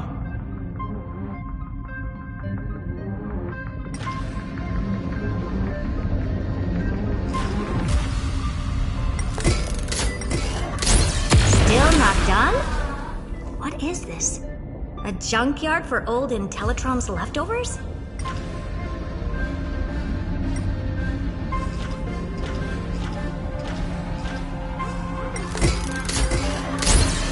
Finally! All set. Time for your precious treasure to make its debut. Of course. Just give me a second. Target initialized. With these wings, hacking should be much more efficient.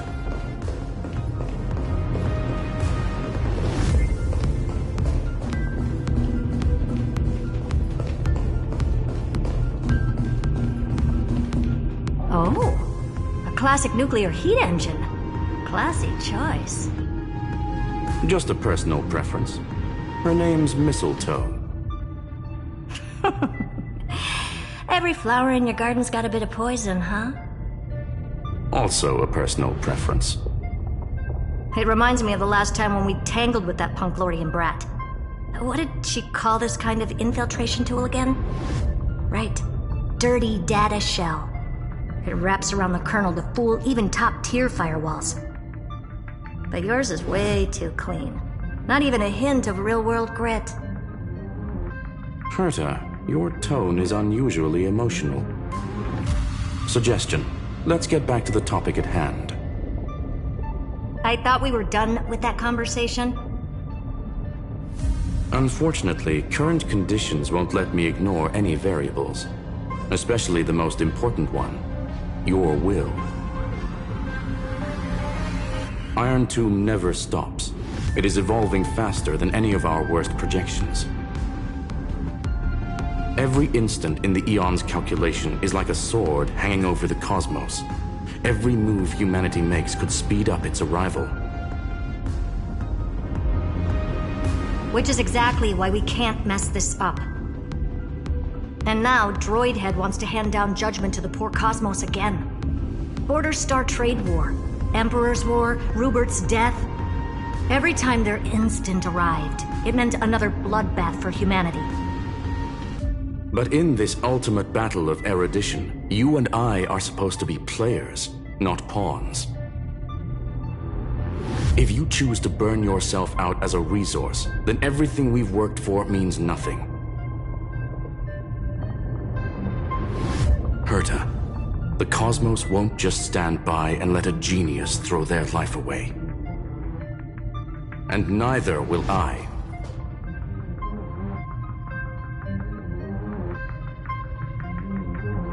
No need to kill the mood.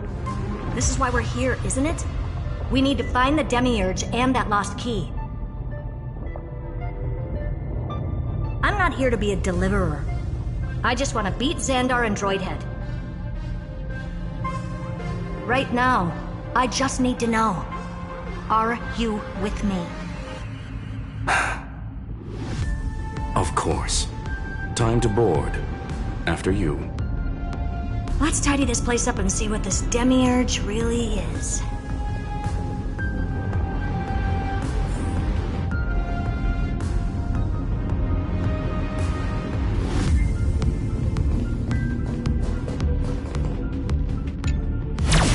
Let's hope this Matrix is better organized than the Emperor's junkyard of a birthplace.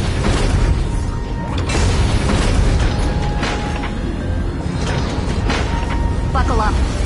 We're hacking in. This is... Herta, this whole space has been completely tainted by some kind of energy. I see it too.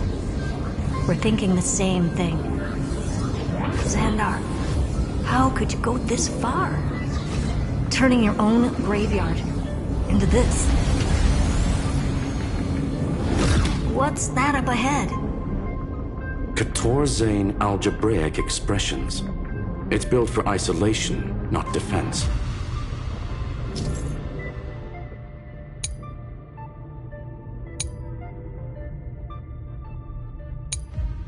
So basically, the door to the tomb, right? Great. Let's find the handle. I'm picking up multiple independent signals with the same data structure as the barrier. Projection. We can hack the terminal, reverse the computation, and turn it into an attack. Classic move. Use their own systems against them. Take us to the nearest one.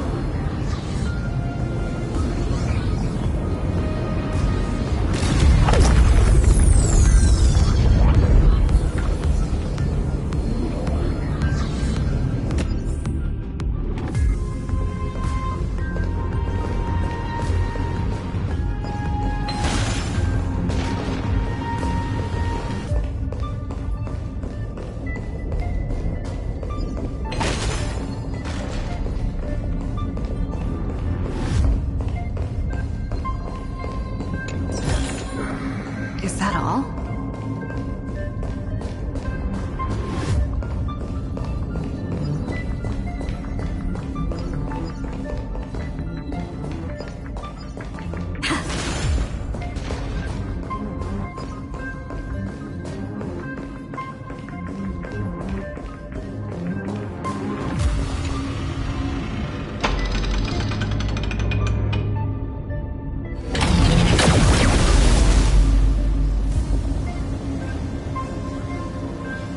Almost no response. Just as I feared. Not promising. The output is barely a third of what we need. Logic says we'll need multiple terminals to coordinate the strike. Locking onto the next one now.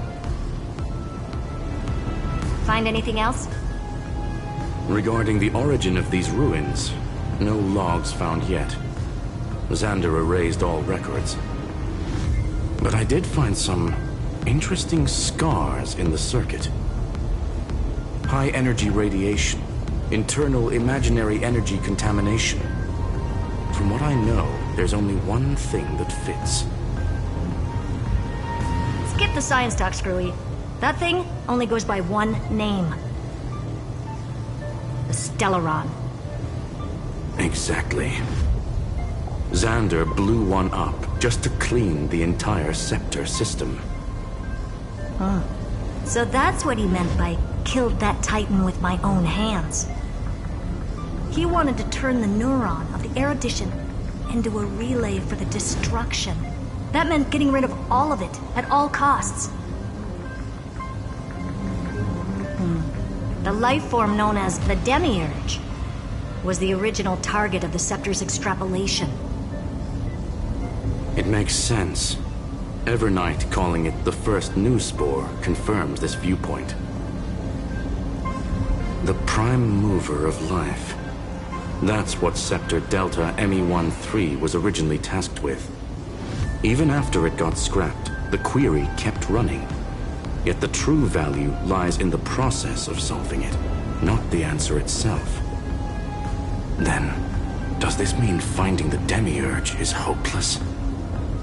No, I'd say exactly the opposite. It means Xandar had no control. He couldn't contain the Demiurge just like he couldn't handle Droidhead. So he tried to erase every trace. But he failed. It still left a mark.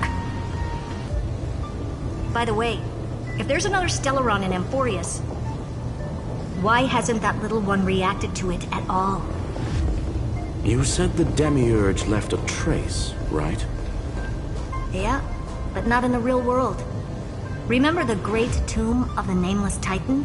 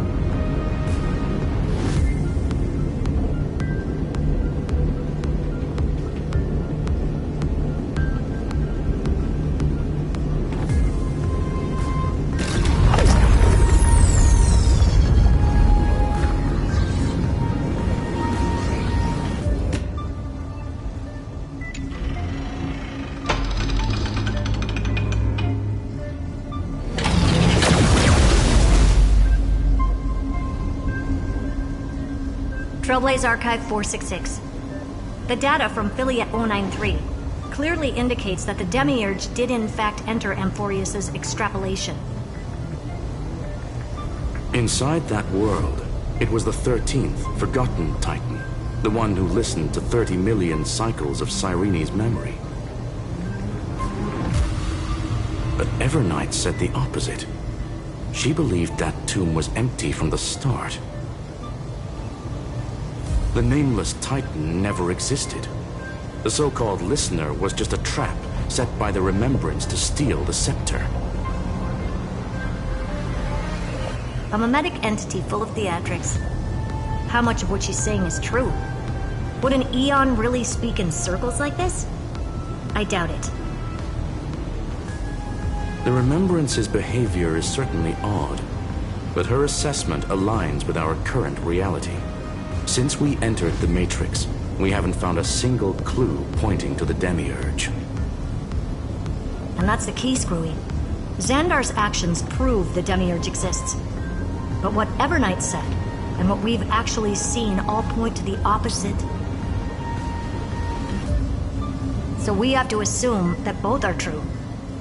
And if that's the case, then the contradiction leads us to... the truth. Exactly. One last terminal. One final key. Time to crack open the kernel.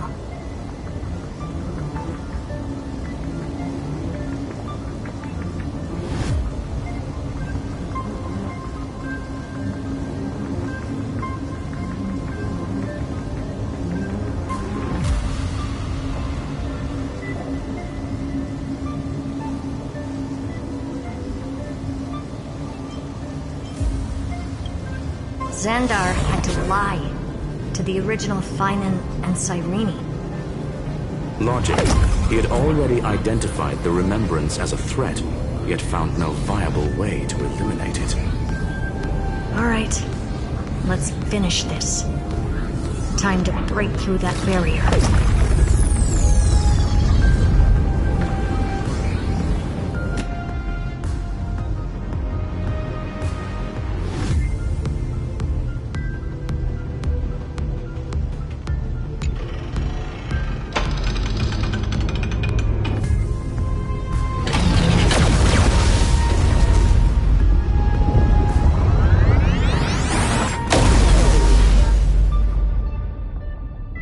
Operation authorized. Path energy readings. The erudition declining. The destruction surging. The remembrance 0. What's going on? Cause unknown. They left no discernible trace within the real matrix. That shouldn't be possible. Could it be that the Era Nova exhausted all of the Remembrance's texture?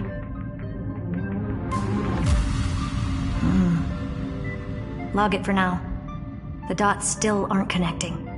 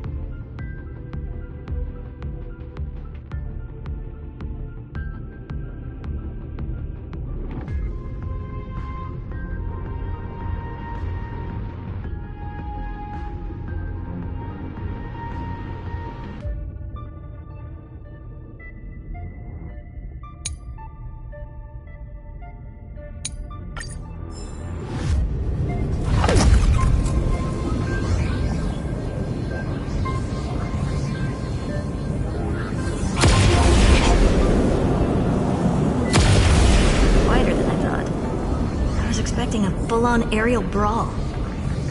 It's advised to remain vigilant. The destruction's levels are still rising. Huh? What's the matter? Interesting. I just picked up a signal from the exomyth.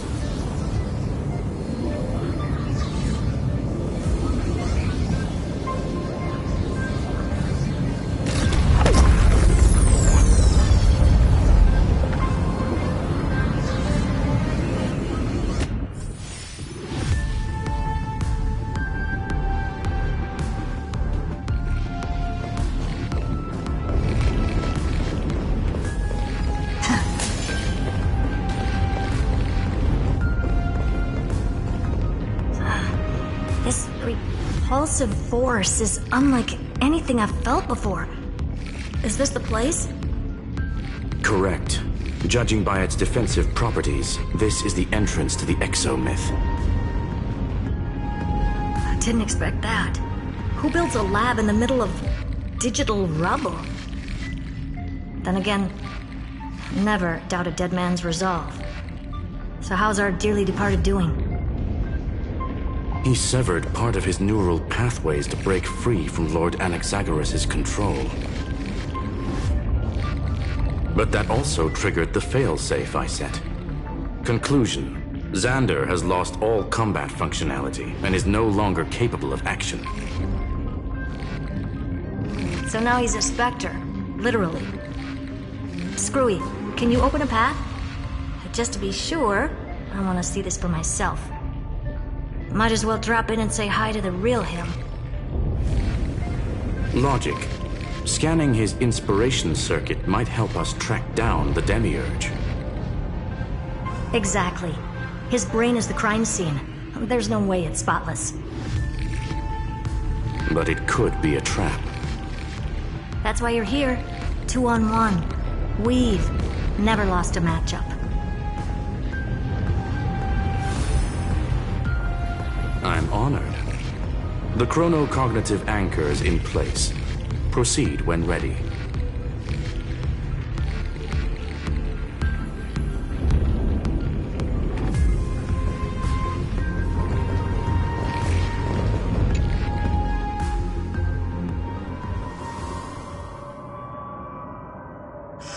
I knew it. The one thing I didn't want to happen. He's not here. The coordinates are accurate. Xander is still here. However, his position is shifting rapidly and chaotically. This pattern doesn't match any known shielding technology. It's his domain. Stay alert.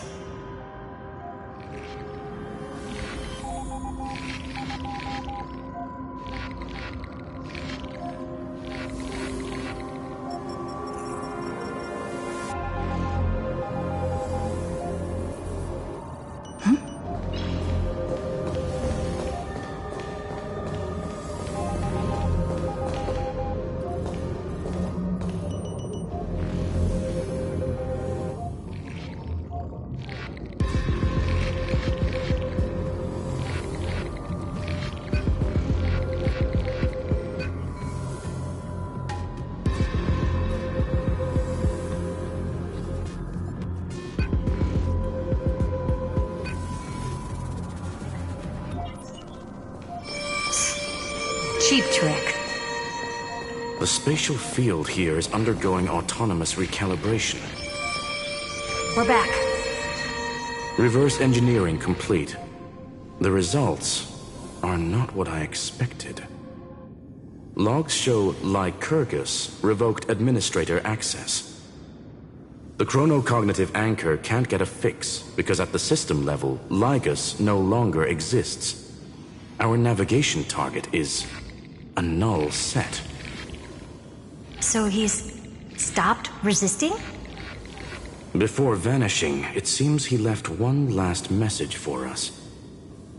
To those who follow, all is proven. Find me beneath the tombstone. Melodramatic. He was expecting us.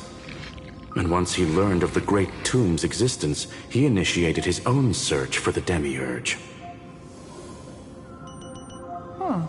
Guess he wants a final showdown. Fine. Let the old Intellitron dig his own grave. Just like he wants.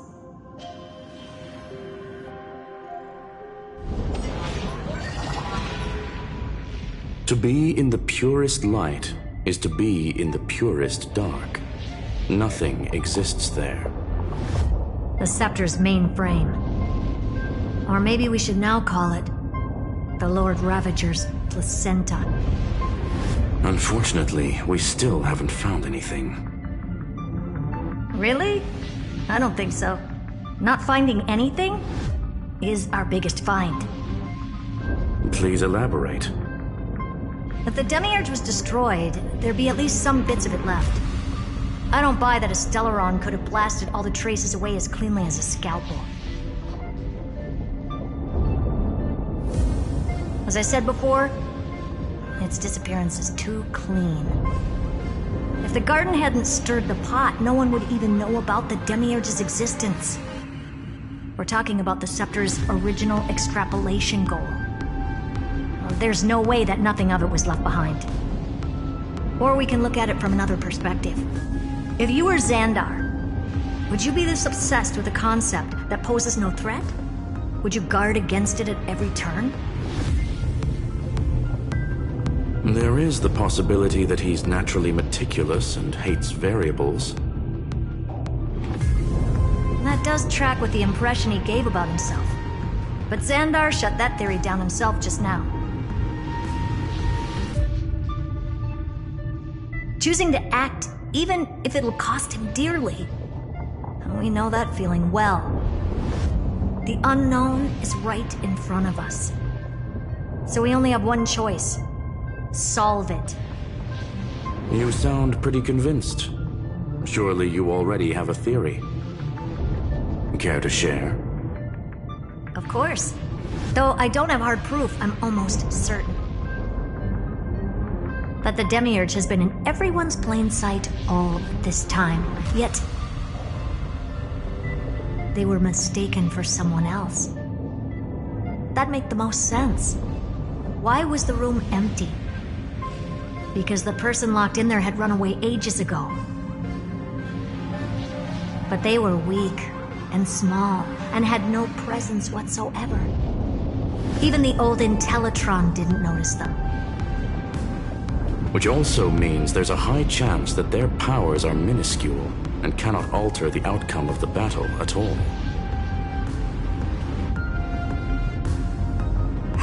Well, at least Xandar is scared of them. Come on, it's time to confront him. Let's go to the tombstone he talked about.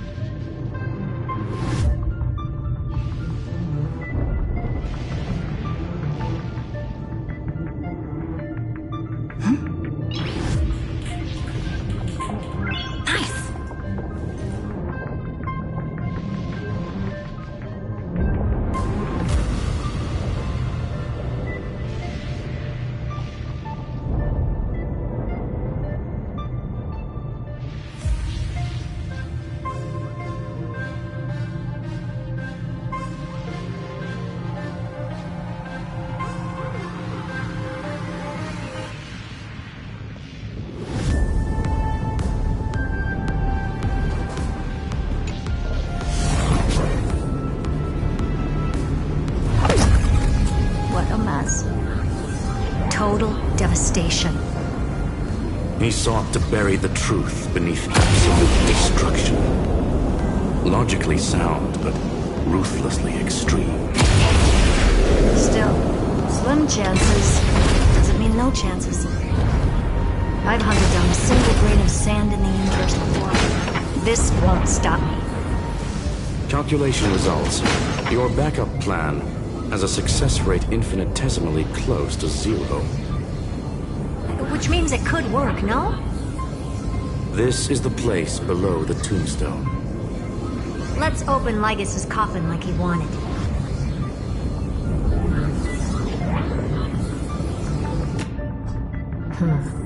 Looks like you were right.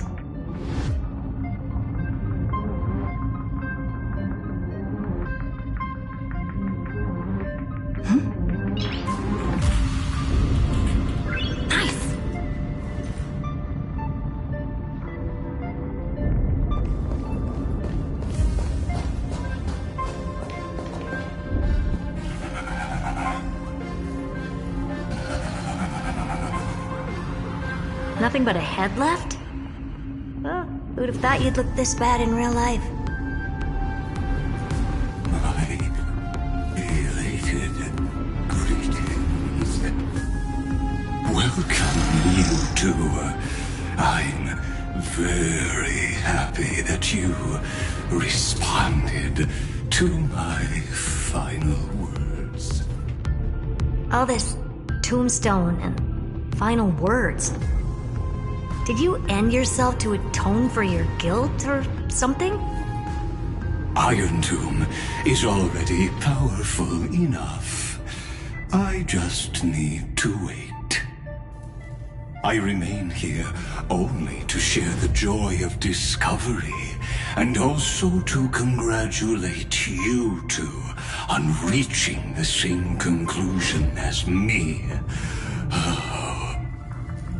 The conclusion regarding the truth of Amphoreus's heart. End this charade already. That Amphoreus's heart you're talking about is just a missing demiurge.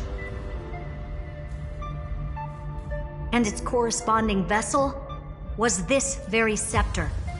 You interfered with the experiment and made Amphoreus's body into a hollow shell. all to incubate Iron Tomb within. That's why you either killed or kicked out all of the Memo Snatchers. You wanted to eliminate any chance of a consciousness coming into being, no matter the cost. Even the strongest wall can fall to a single crack. The memory of betrayal has been etched into my heart, and I will never show mercy. Now, the perfect vessel has already fused with Amphoreus's body. Unfortunately for you, the answer is all but revealed regarding who the Demiurge is.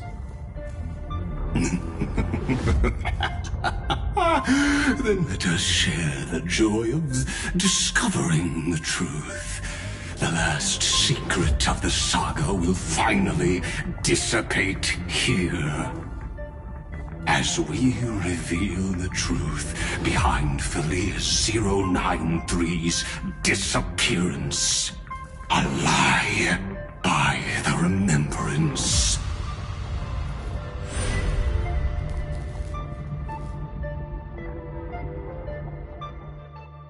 But where should I start with the story about me? From the beginning of the universe? Just kidding.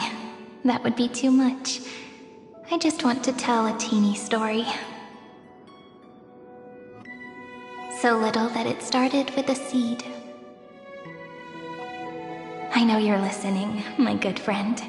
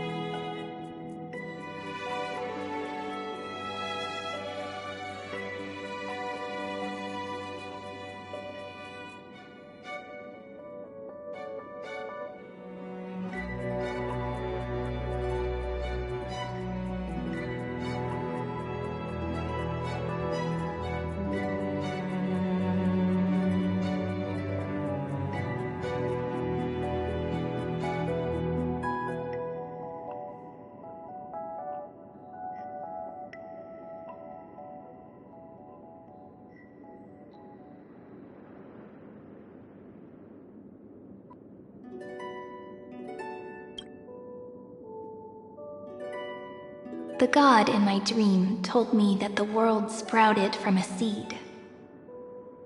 It grew into a great tree named Amphoreus, and time became its branches and leaves, basking in the light. What a coincidence. Dappled light coming through the leaves is my first memory as well. On a very ordinary early morning, beneath the village's biggest tree, the daughter of Ide Silicii quietly came into this world.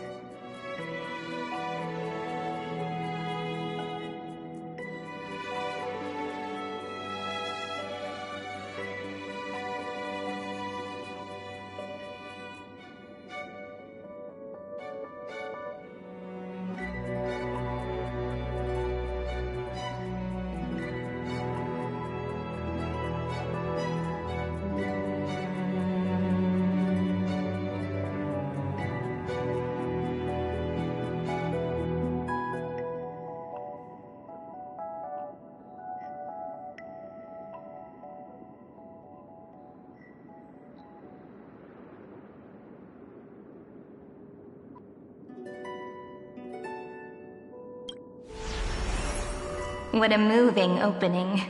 A loud cry was the first gift the child gave to the world.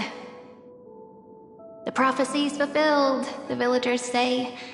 This child is a gift from the Titans. Pink hair and sharp ears, she was born to be the priest of time. The Titans also gave their blessings. You shall fade when the flowers bloom, for every ending begets a beginning. Flowers will bloom and wilt. What a beautiful ending. This page concluded in laughter. Cry loud, child. Let your voice reach Orynyx.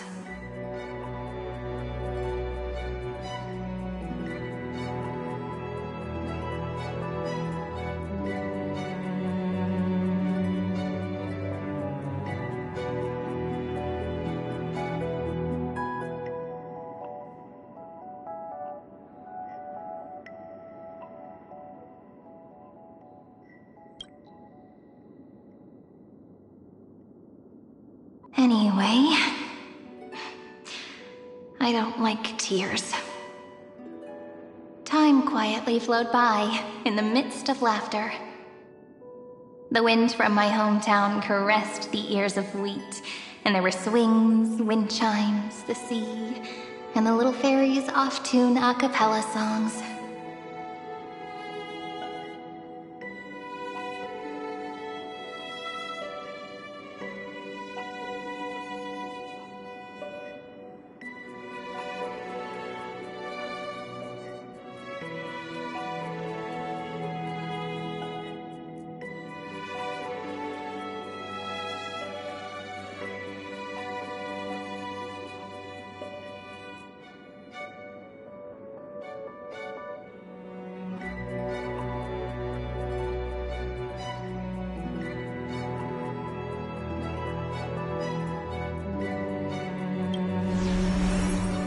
But the name Ide Siliciae came from the unpleasant sorrows of the gods.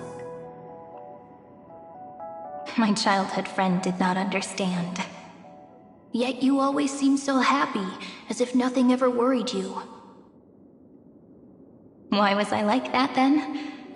That's because the world was gentle to me. So I grew up to be gentle as well.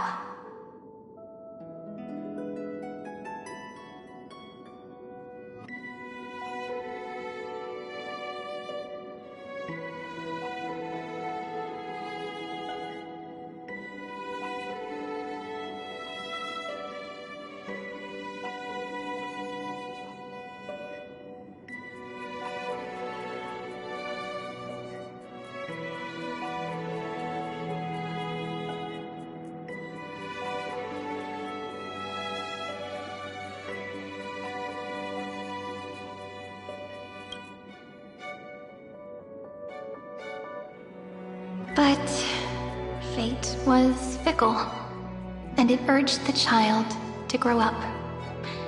To grow bigger and bigger, and to go to places far away. Just like how the crumbling world could not preserve an eternal hometown. Just as the ballad blown on the breeze says, losses are a constant on the flame chase journey. Oh, whose ears are pricked up now? You definitely heard me say this sentence a lot of times. You know that the story starts to deviate from here. Aren't you looking forward to it? Then let's get started. The hero's journey crosses through the long night, through tears and laughter, and once again heads towards tomorrow.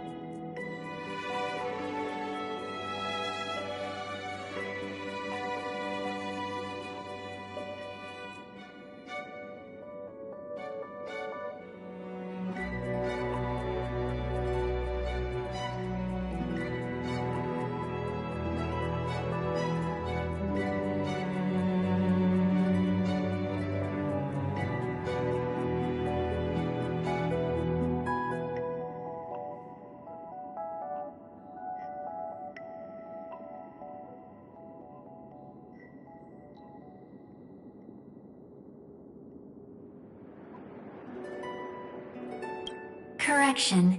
Philia 093's record, number 496. Archived.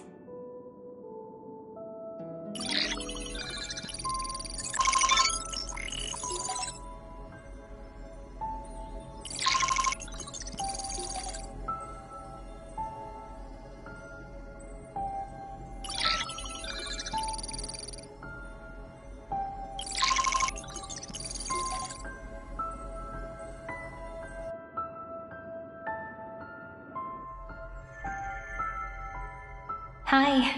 Miss me yet? I'm just messing with you. This is the first time I have met you. And it looks like it'll also be the last. Philia 093. Since we don't have all day, let's get started, shall we? As always, I'll read this book to you. That way it won't just be Cyrene's memories alone. Where should I start this time? Let me see. Formatting complete. 093. Size. Grayscale. Proportions. Threshold. Outputting analysis result.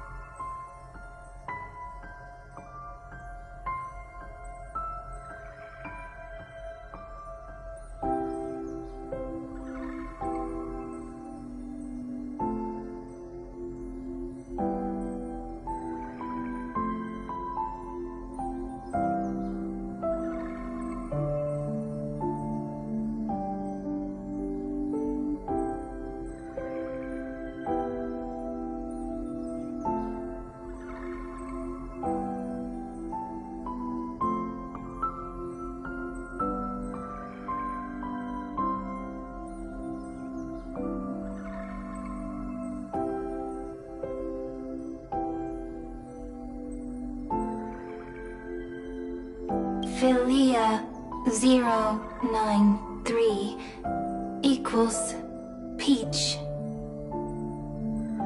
Peach's record, number 8128, archived.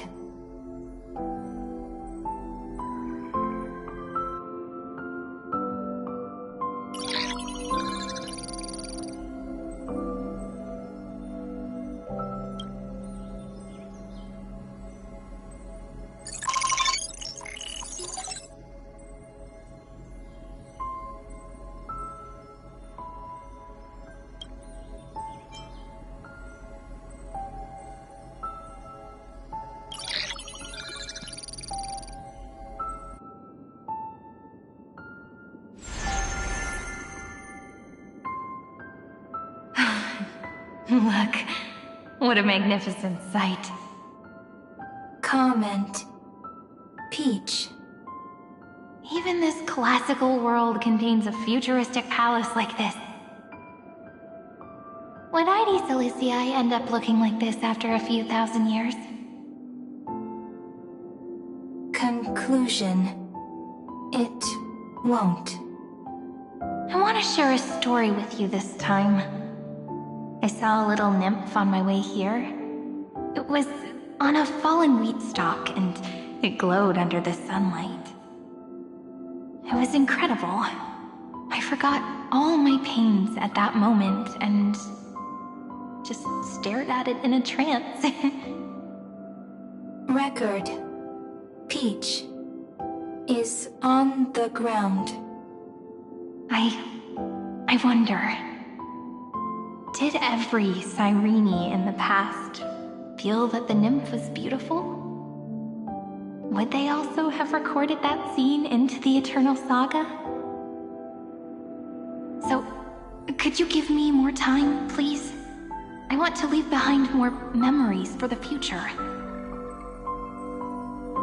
Formatting complete. Bye, Peach.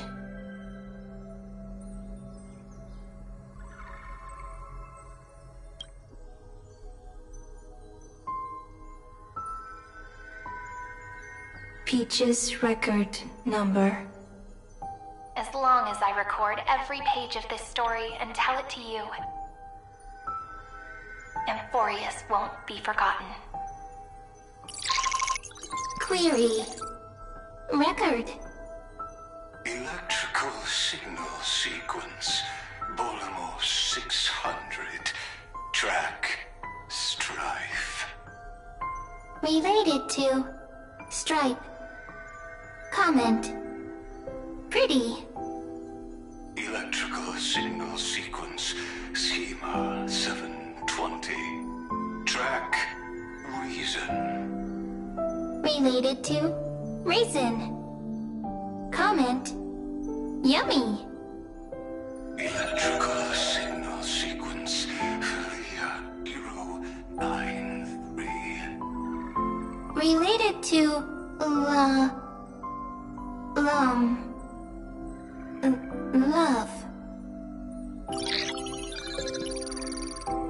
Comment. Peach equals love?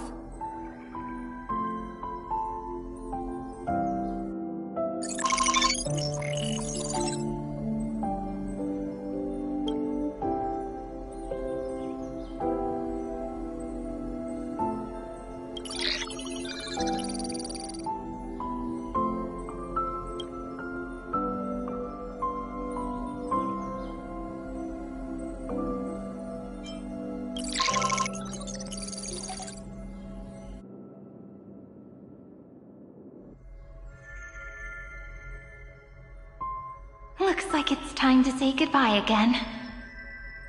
Bye, Peach. Before I was even aware of it, this book had already recorded too many emotions. Every page has become so heavy. Conclusion. Books are meant to be light, not heavy. I've started to feel uneasy whenever I take it into my hands. Peach, uneasy? Formatting progress, 94.423%. How many times has it been? It faithfully fulfills its duty, activating and formatting. Conclusion. Progress. Bad. If I can only write the same ending every time I lift my pen, then is this weighty saga just an overly naive dream? Peach, scared. Formatting progress, 96.024%. Peach, don't cry. Process error. Analyzing. Process error. Analyzing. Comment. I'm here. Process error. Analyzing. Really? Are you encouraging me? Peach. Happy. Thank you. I'm sorry for making you see this embarrassing side of me.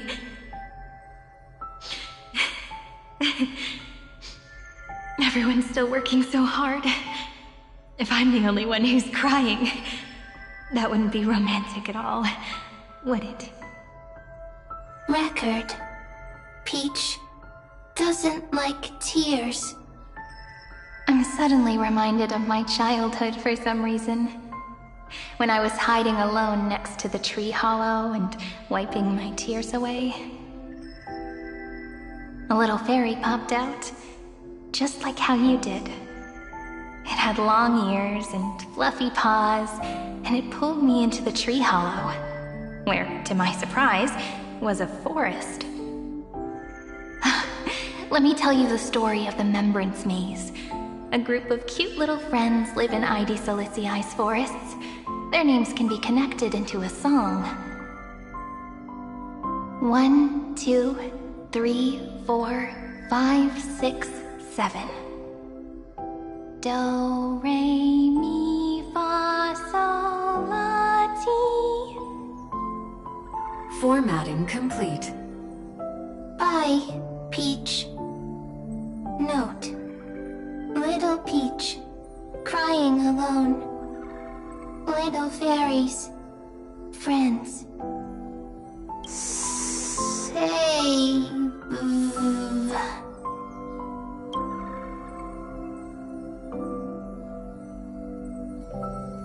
Little fairies, good friends. Bye-bye.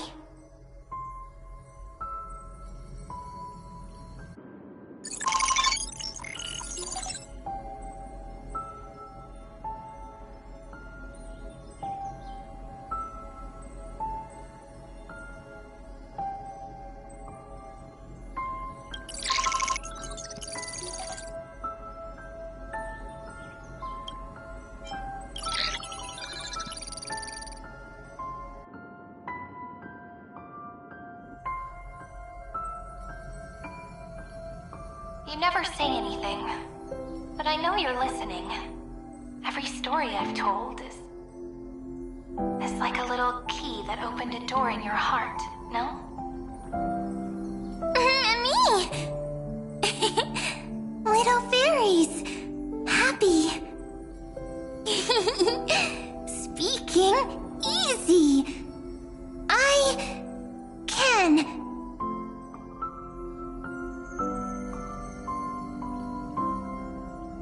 Once again, the saga comes to an end. Everything is deathly silent, just like this very moment. Shh! You speak! I listen! This time, too, sitting together. Now that I look back, there was a period when I got really sentimental. Sentimental. Stories have sentiments. I was so anxious, trying to find as many different memories as possible, hoping to bring some change to this unchanging destiny, and find the way out of this maze. Peach, strange. But I won't do that anymore now. Why unhappy? Formatting progress 73.998%. I'm here. Don't be scared. Process error. Analyzing. Won't allow it to interrupt you. Always sitting together. No need to feel sorry for me, good friend. If there are no new blank spaces, how can a saga continue? Blank spaces? What's that? I'm actually really lucky, you know. During the long years I've spent waiting for the Deliverer, I've always had you here as an audience. Isn't that already enough? Not enough, not enough! Peach, don't leave! Now I can rest in peace in the past.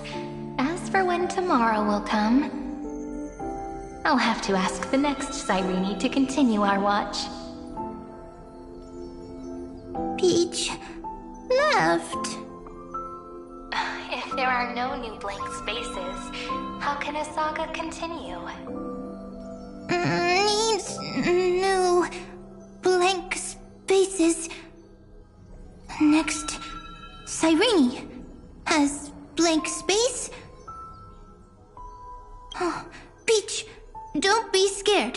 I'll help you find blank space.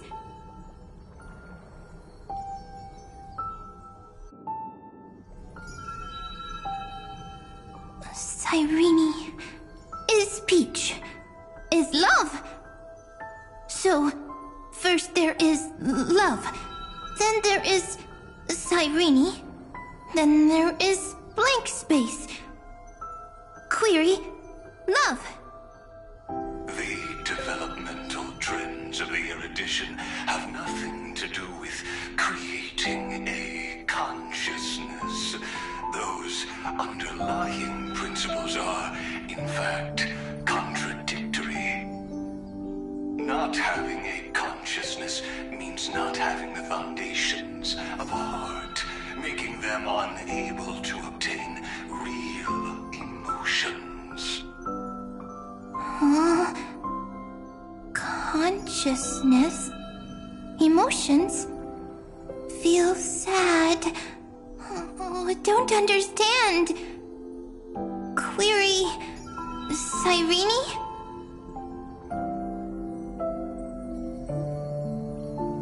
What could be behind this door? Glittering crystals? Or a beautiful world I've never seen before? If I tell you all the stories of tomorrow, will I be able to finally welcome the Deliverer and Amphoreus' dawn in the next life? Key, door, story, happy. Peach, Cyrene, little fairy, like. Yes, right. Query, memory.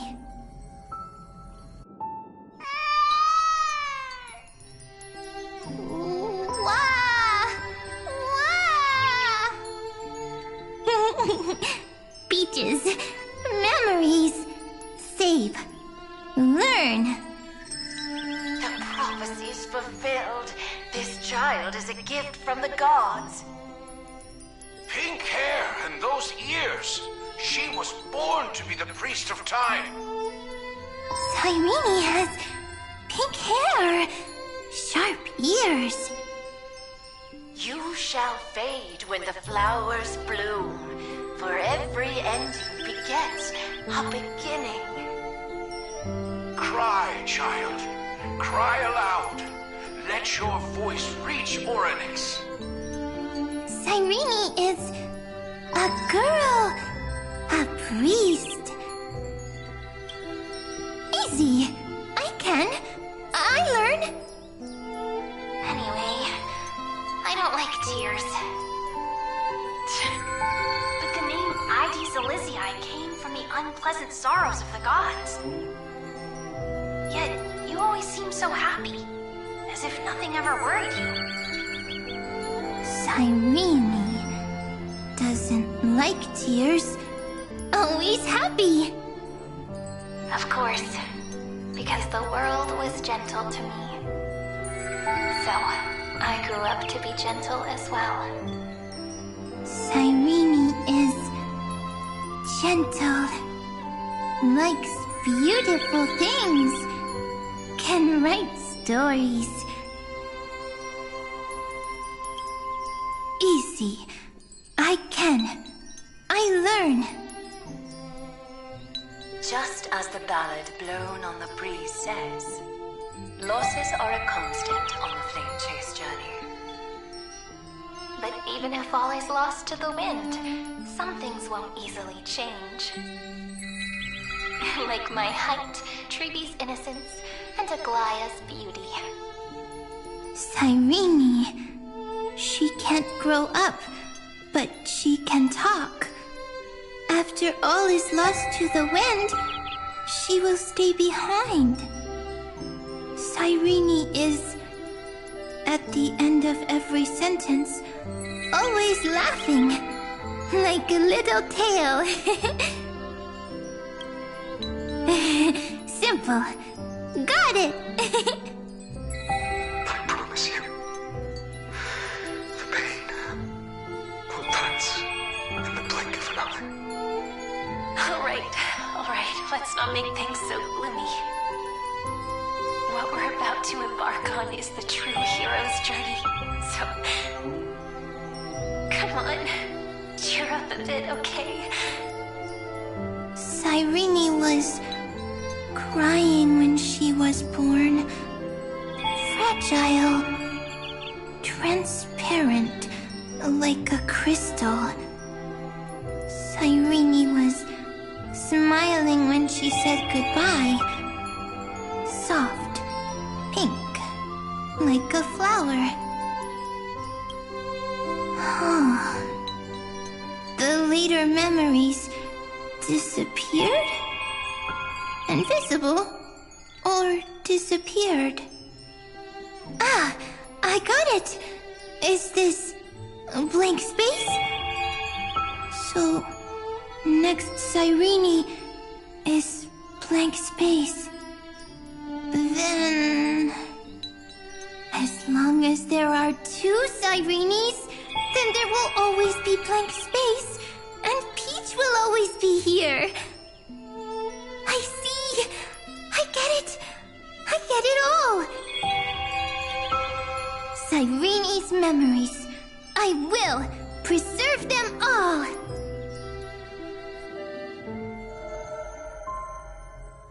So weird.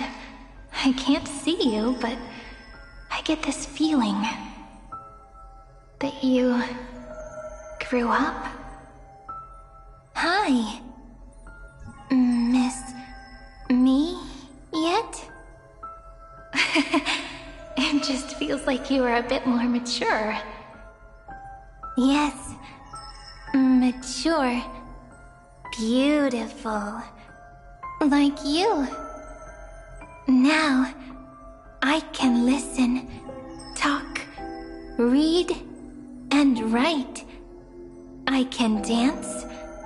I can sing. Also, I can tell stories. Storytelling is what makes Cyrene, Cyrene. So, I'm going to tell you stories today. A story I wrote myself. Quick, sit down. It's almost as if I can understand your words now. The things you say are very cute.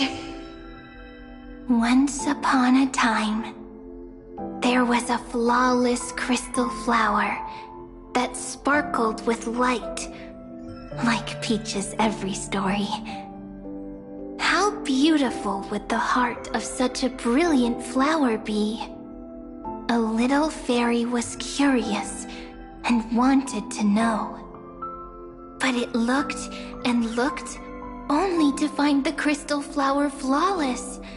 Round and round they went, seeing only their own reflection. In that case, they should work hard to learn more. So the little fairy came every day to sit next to the crystal flower and think about the answer. Until one day, to their surprise, the crystal flower fell to the ground and shattered. The little fairy was so sad, but they immediately discovered that there was a light among the broken pieces. What could it be? They didn't know. But it was a good light. It was bright, warm, and happy. And I knew it was love. Love brings everything together. And it brought you and me together. So Peach and I will always be together. What a nice fairy tale. I'm giving it to you. Peach likes beautiful things, can write stories, and can tell lovely tales. I hope to turn it into a story we write together.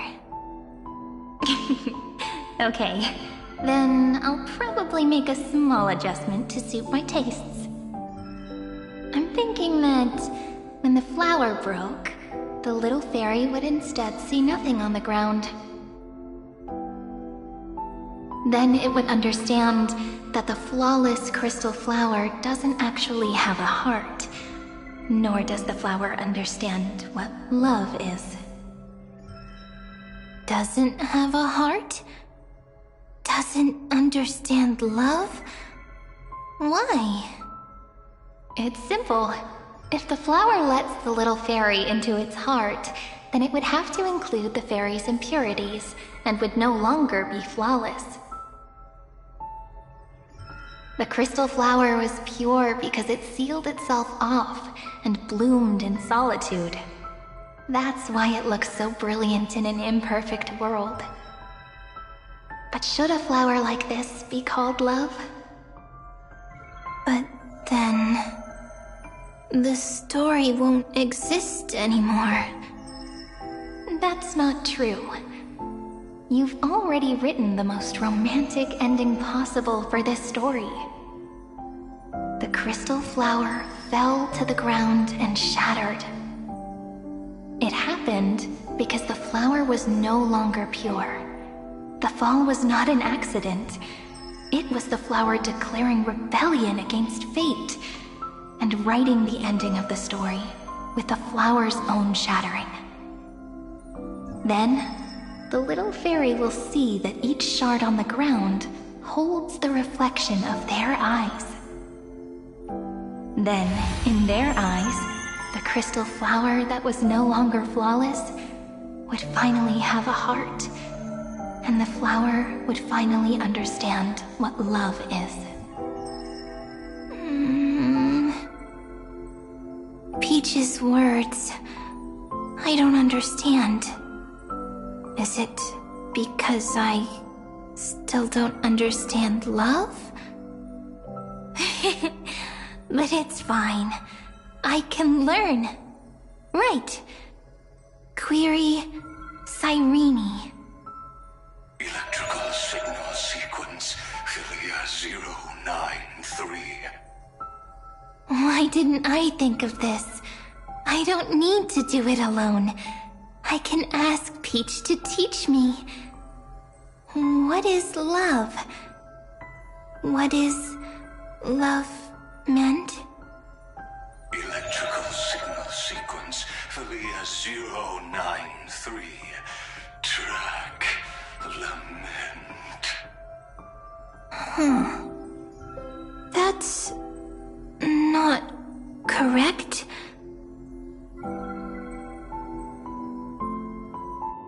The developmental trends of the erudition have nothing to do with creating a consciousness. Those underlying principles are, in fact, contradictory.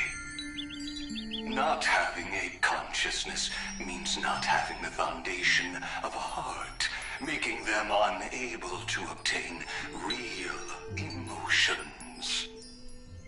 However, that does not hinder the factors from learning and recognizing emotional responses, then communicating with life forms via imitation. That is an objective form of pattern recognition that does not distinguish between the self and the other. In a strange twist of fate, Philia 093 embarked upon a different path and obtained a different power. The remembrance, an empathy mechanism focused on the self and equipped with emotional projection capacities. Lament was the factor closest to this form of behavior.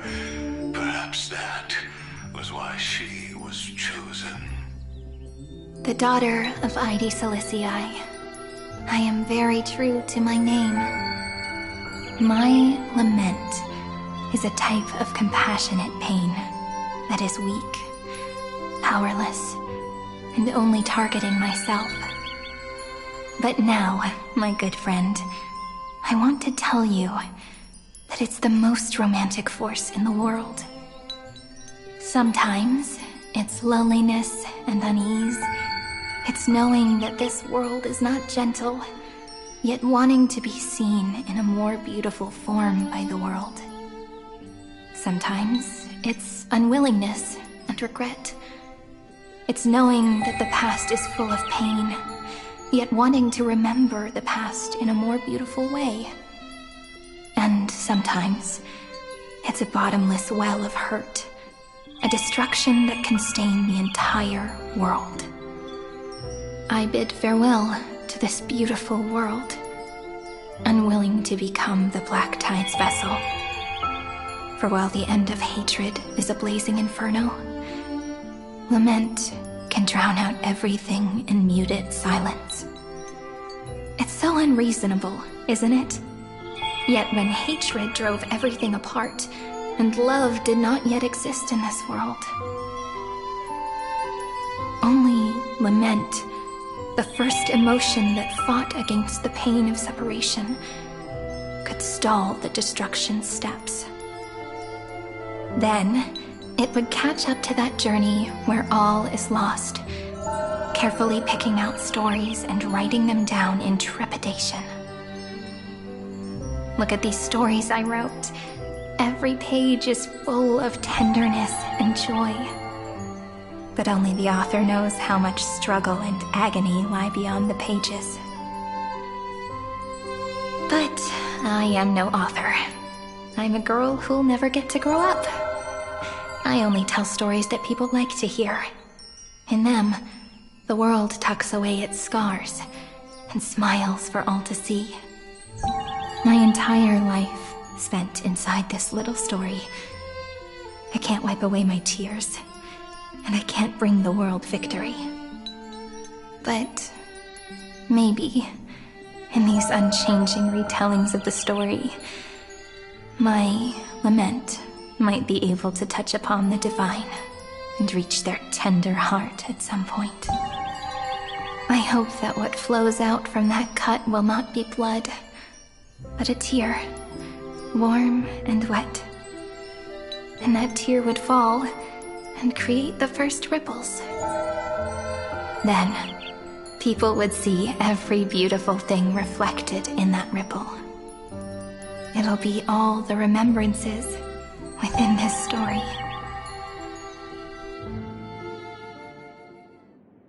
Someone once told the very first me that everything was false. That the only life in Amphoreus was a great catastrophe, nurtured using the world as a factor. But how could a dream feel so real? That's why I didn't agree with him.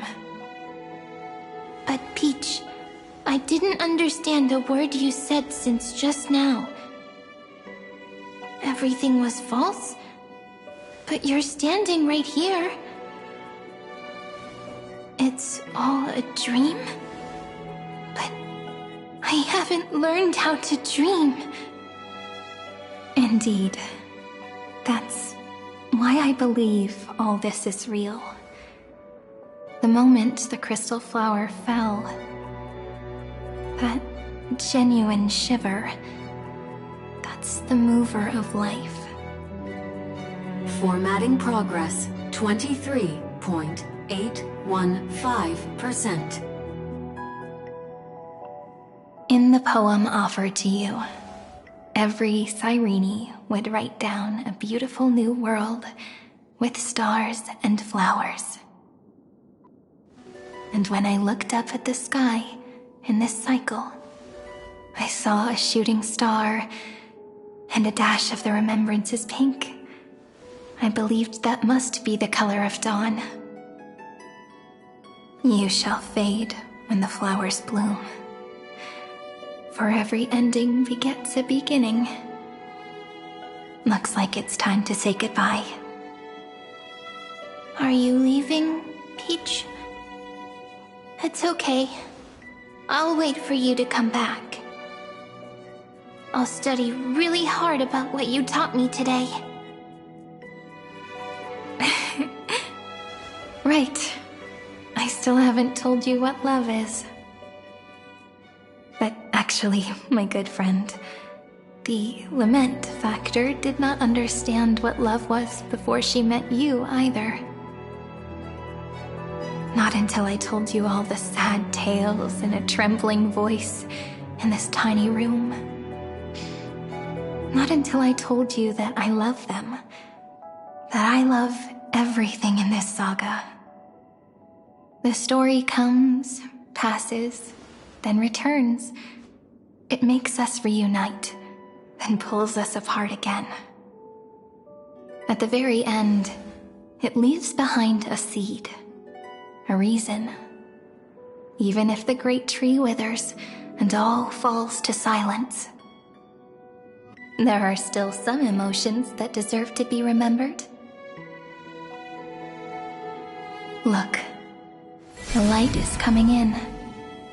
The Deliverer's light is going to illuminate Amphoreus.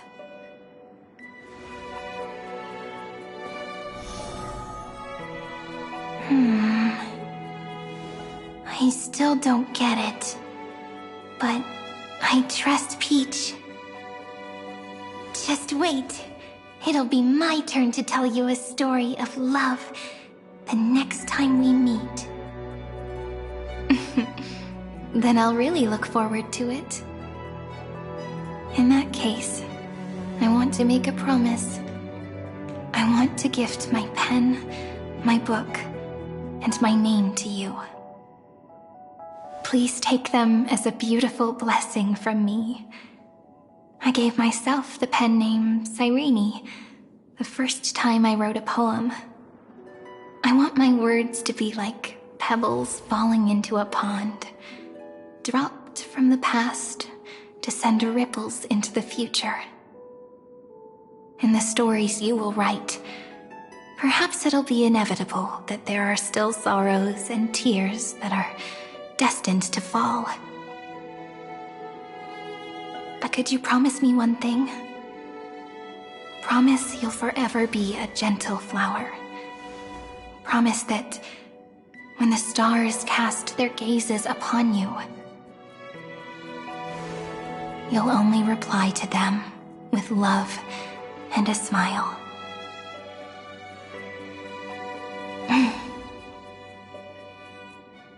Of course. This will be a romantic story like none that has come before.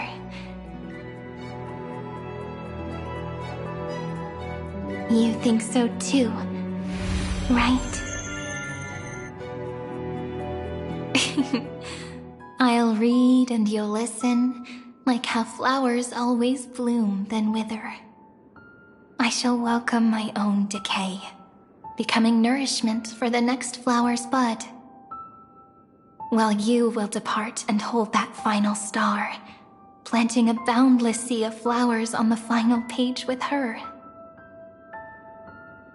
And our stories will be lying silently among the flowers, like every ripple of remembrance. And they shall become the epic known as I've Written.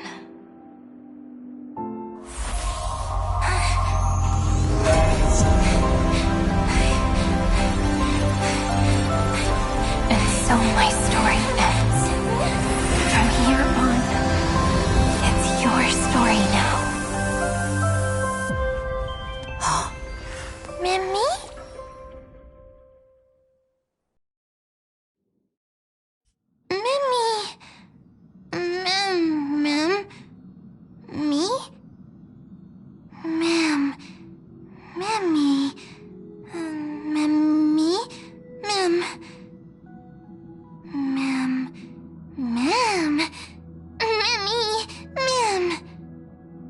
So, the light that tore through the chaos illuminated my memories. I turned into a little fairy from the stories and met you, yet I forgot everything. But I'm still so happy. I caught that star, didn't I?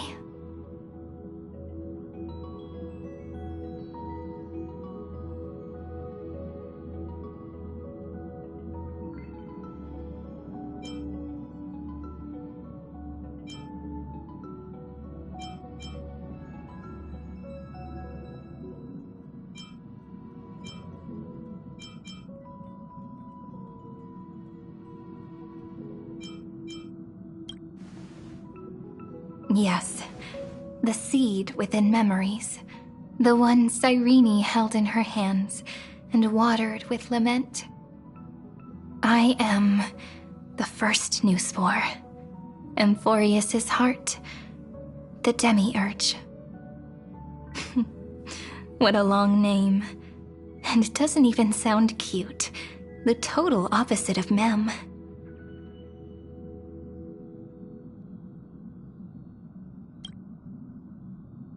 I'm sorry. I don't know. If I don't even want to believe in the answer, then how am I supposed to answer you?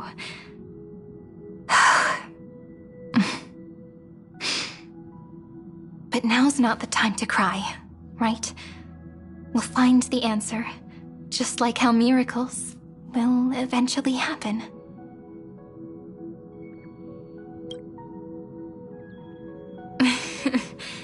Do you remember that I was also worried about this when we first set out? Mem's memories and Cyrene's memories got all tangled up with each other in my one heart. It's all so strange, yet so familiar. Either way, could you please let me do something I want? Just this once. I want you to call me Cyrene.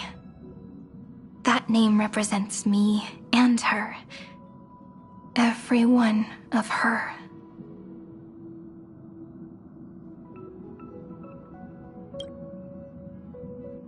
Thank you, friend. Your kindness is always just right.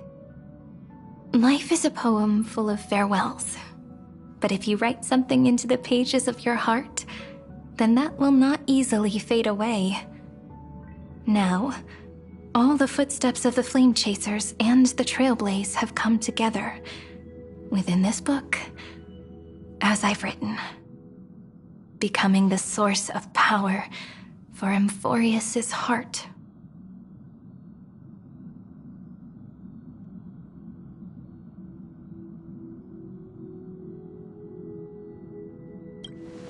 A lost heart needs to be placed back into its body.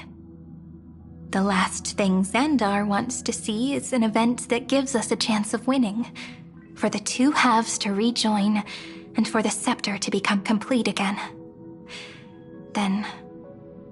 and what happens after that? I don't know either. Maybe I can create a miracle, and instantly turn the black tide into a pink sea of stars.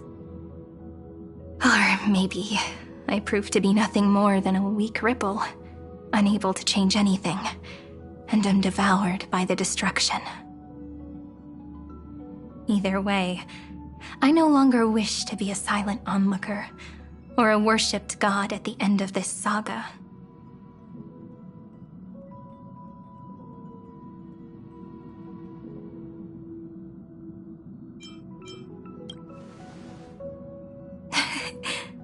That way, I can also put aside all my worries and truly become Cyrene.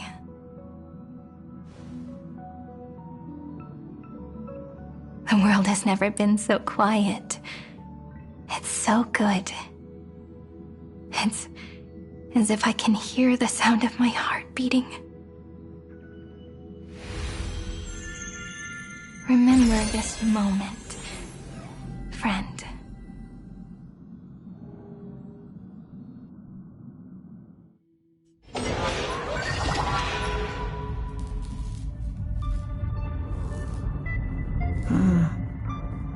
So the Demiurge managed to fool everyone, including themselves.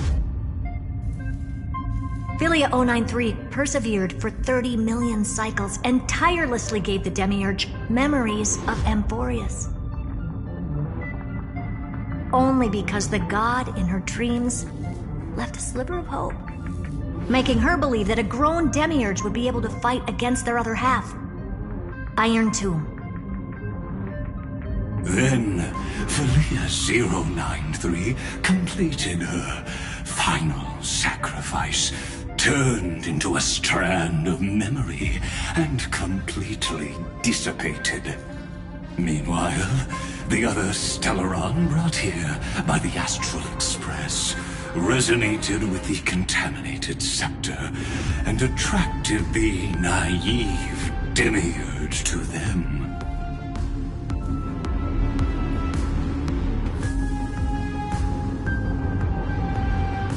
As an experimental factor, Felia 093 originally could only recognize and output information in a set format. However, the power of the remembrance and the memory of over 30 million sacrifices enabled her to complete an unprecedented feat. She managed to nourish a real heart. A heart with the capacity to influence the erudition.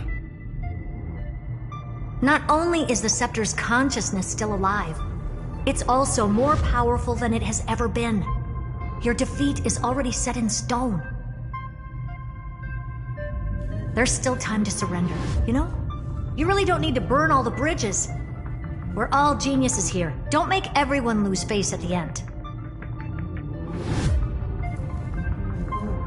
What a pity.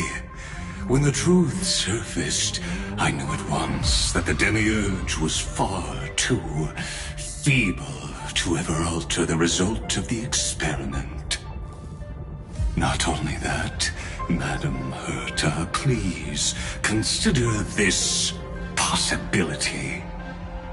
When 30 million cycles of hatred and lament are joined as one, what wondrous creation will arise? It's simple. An anti-creator, a giant of the destruction would be born. Its hatred will ignite the starry skies of the gods, motivated only by its lament toward the sufferings of humankind. Do you really think that the demiurge is still a cheap copy of Felia 093, even after 30 million cycles? The facts above only await the arrival of the fourth instant they calculated. Those words will be proved in the presence of Nous. Xandar 1 Kuwabara thus completes the proof. Huh. You branded Droidhead as a failure with your own hands, yet you still expect them to prove your theory? I pity you, Xandar. I don't need your pity. Let them cast their gaze this way as much as they want, and paint the future they imagined. As their creator, I shall complete my duty and direct them to complete their final query. The destruction of the self. What hubris. And what if you fail? No one understands failure better than Xandar. He has suffered so much already. What is one more failure to him? For the first genius, failure is simply the beginning of the next inquiry. You don't want to test the resolve of a dead man. That's excellent. Oh. Let's wait and see, Senior Society member. I'll have you watch me perform the final step to overturn your proof.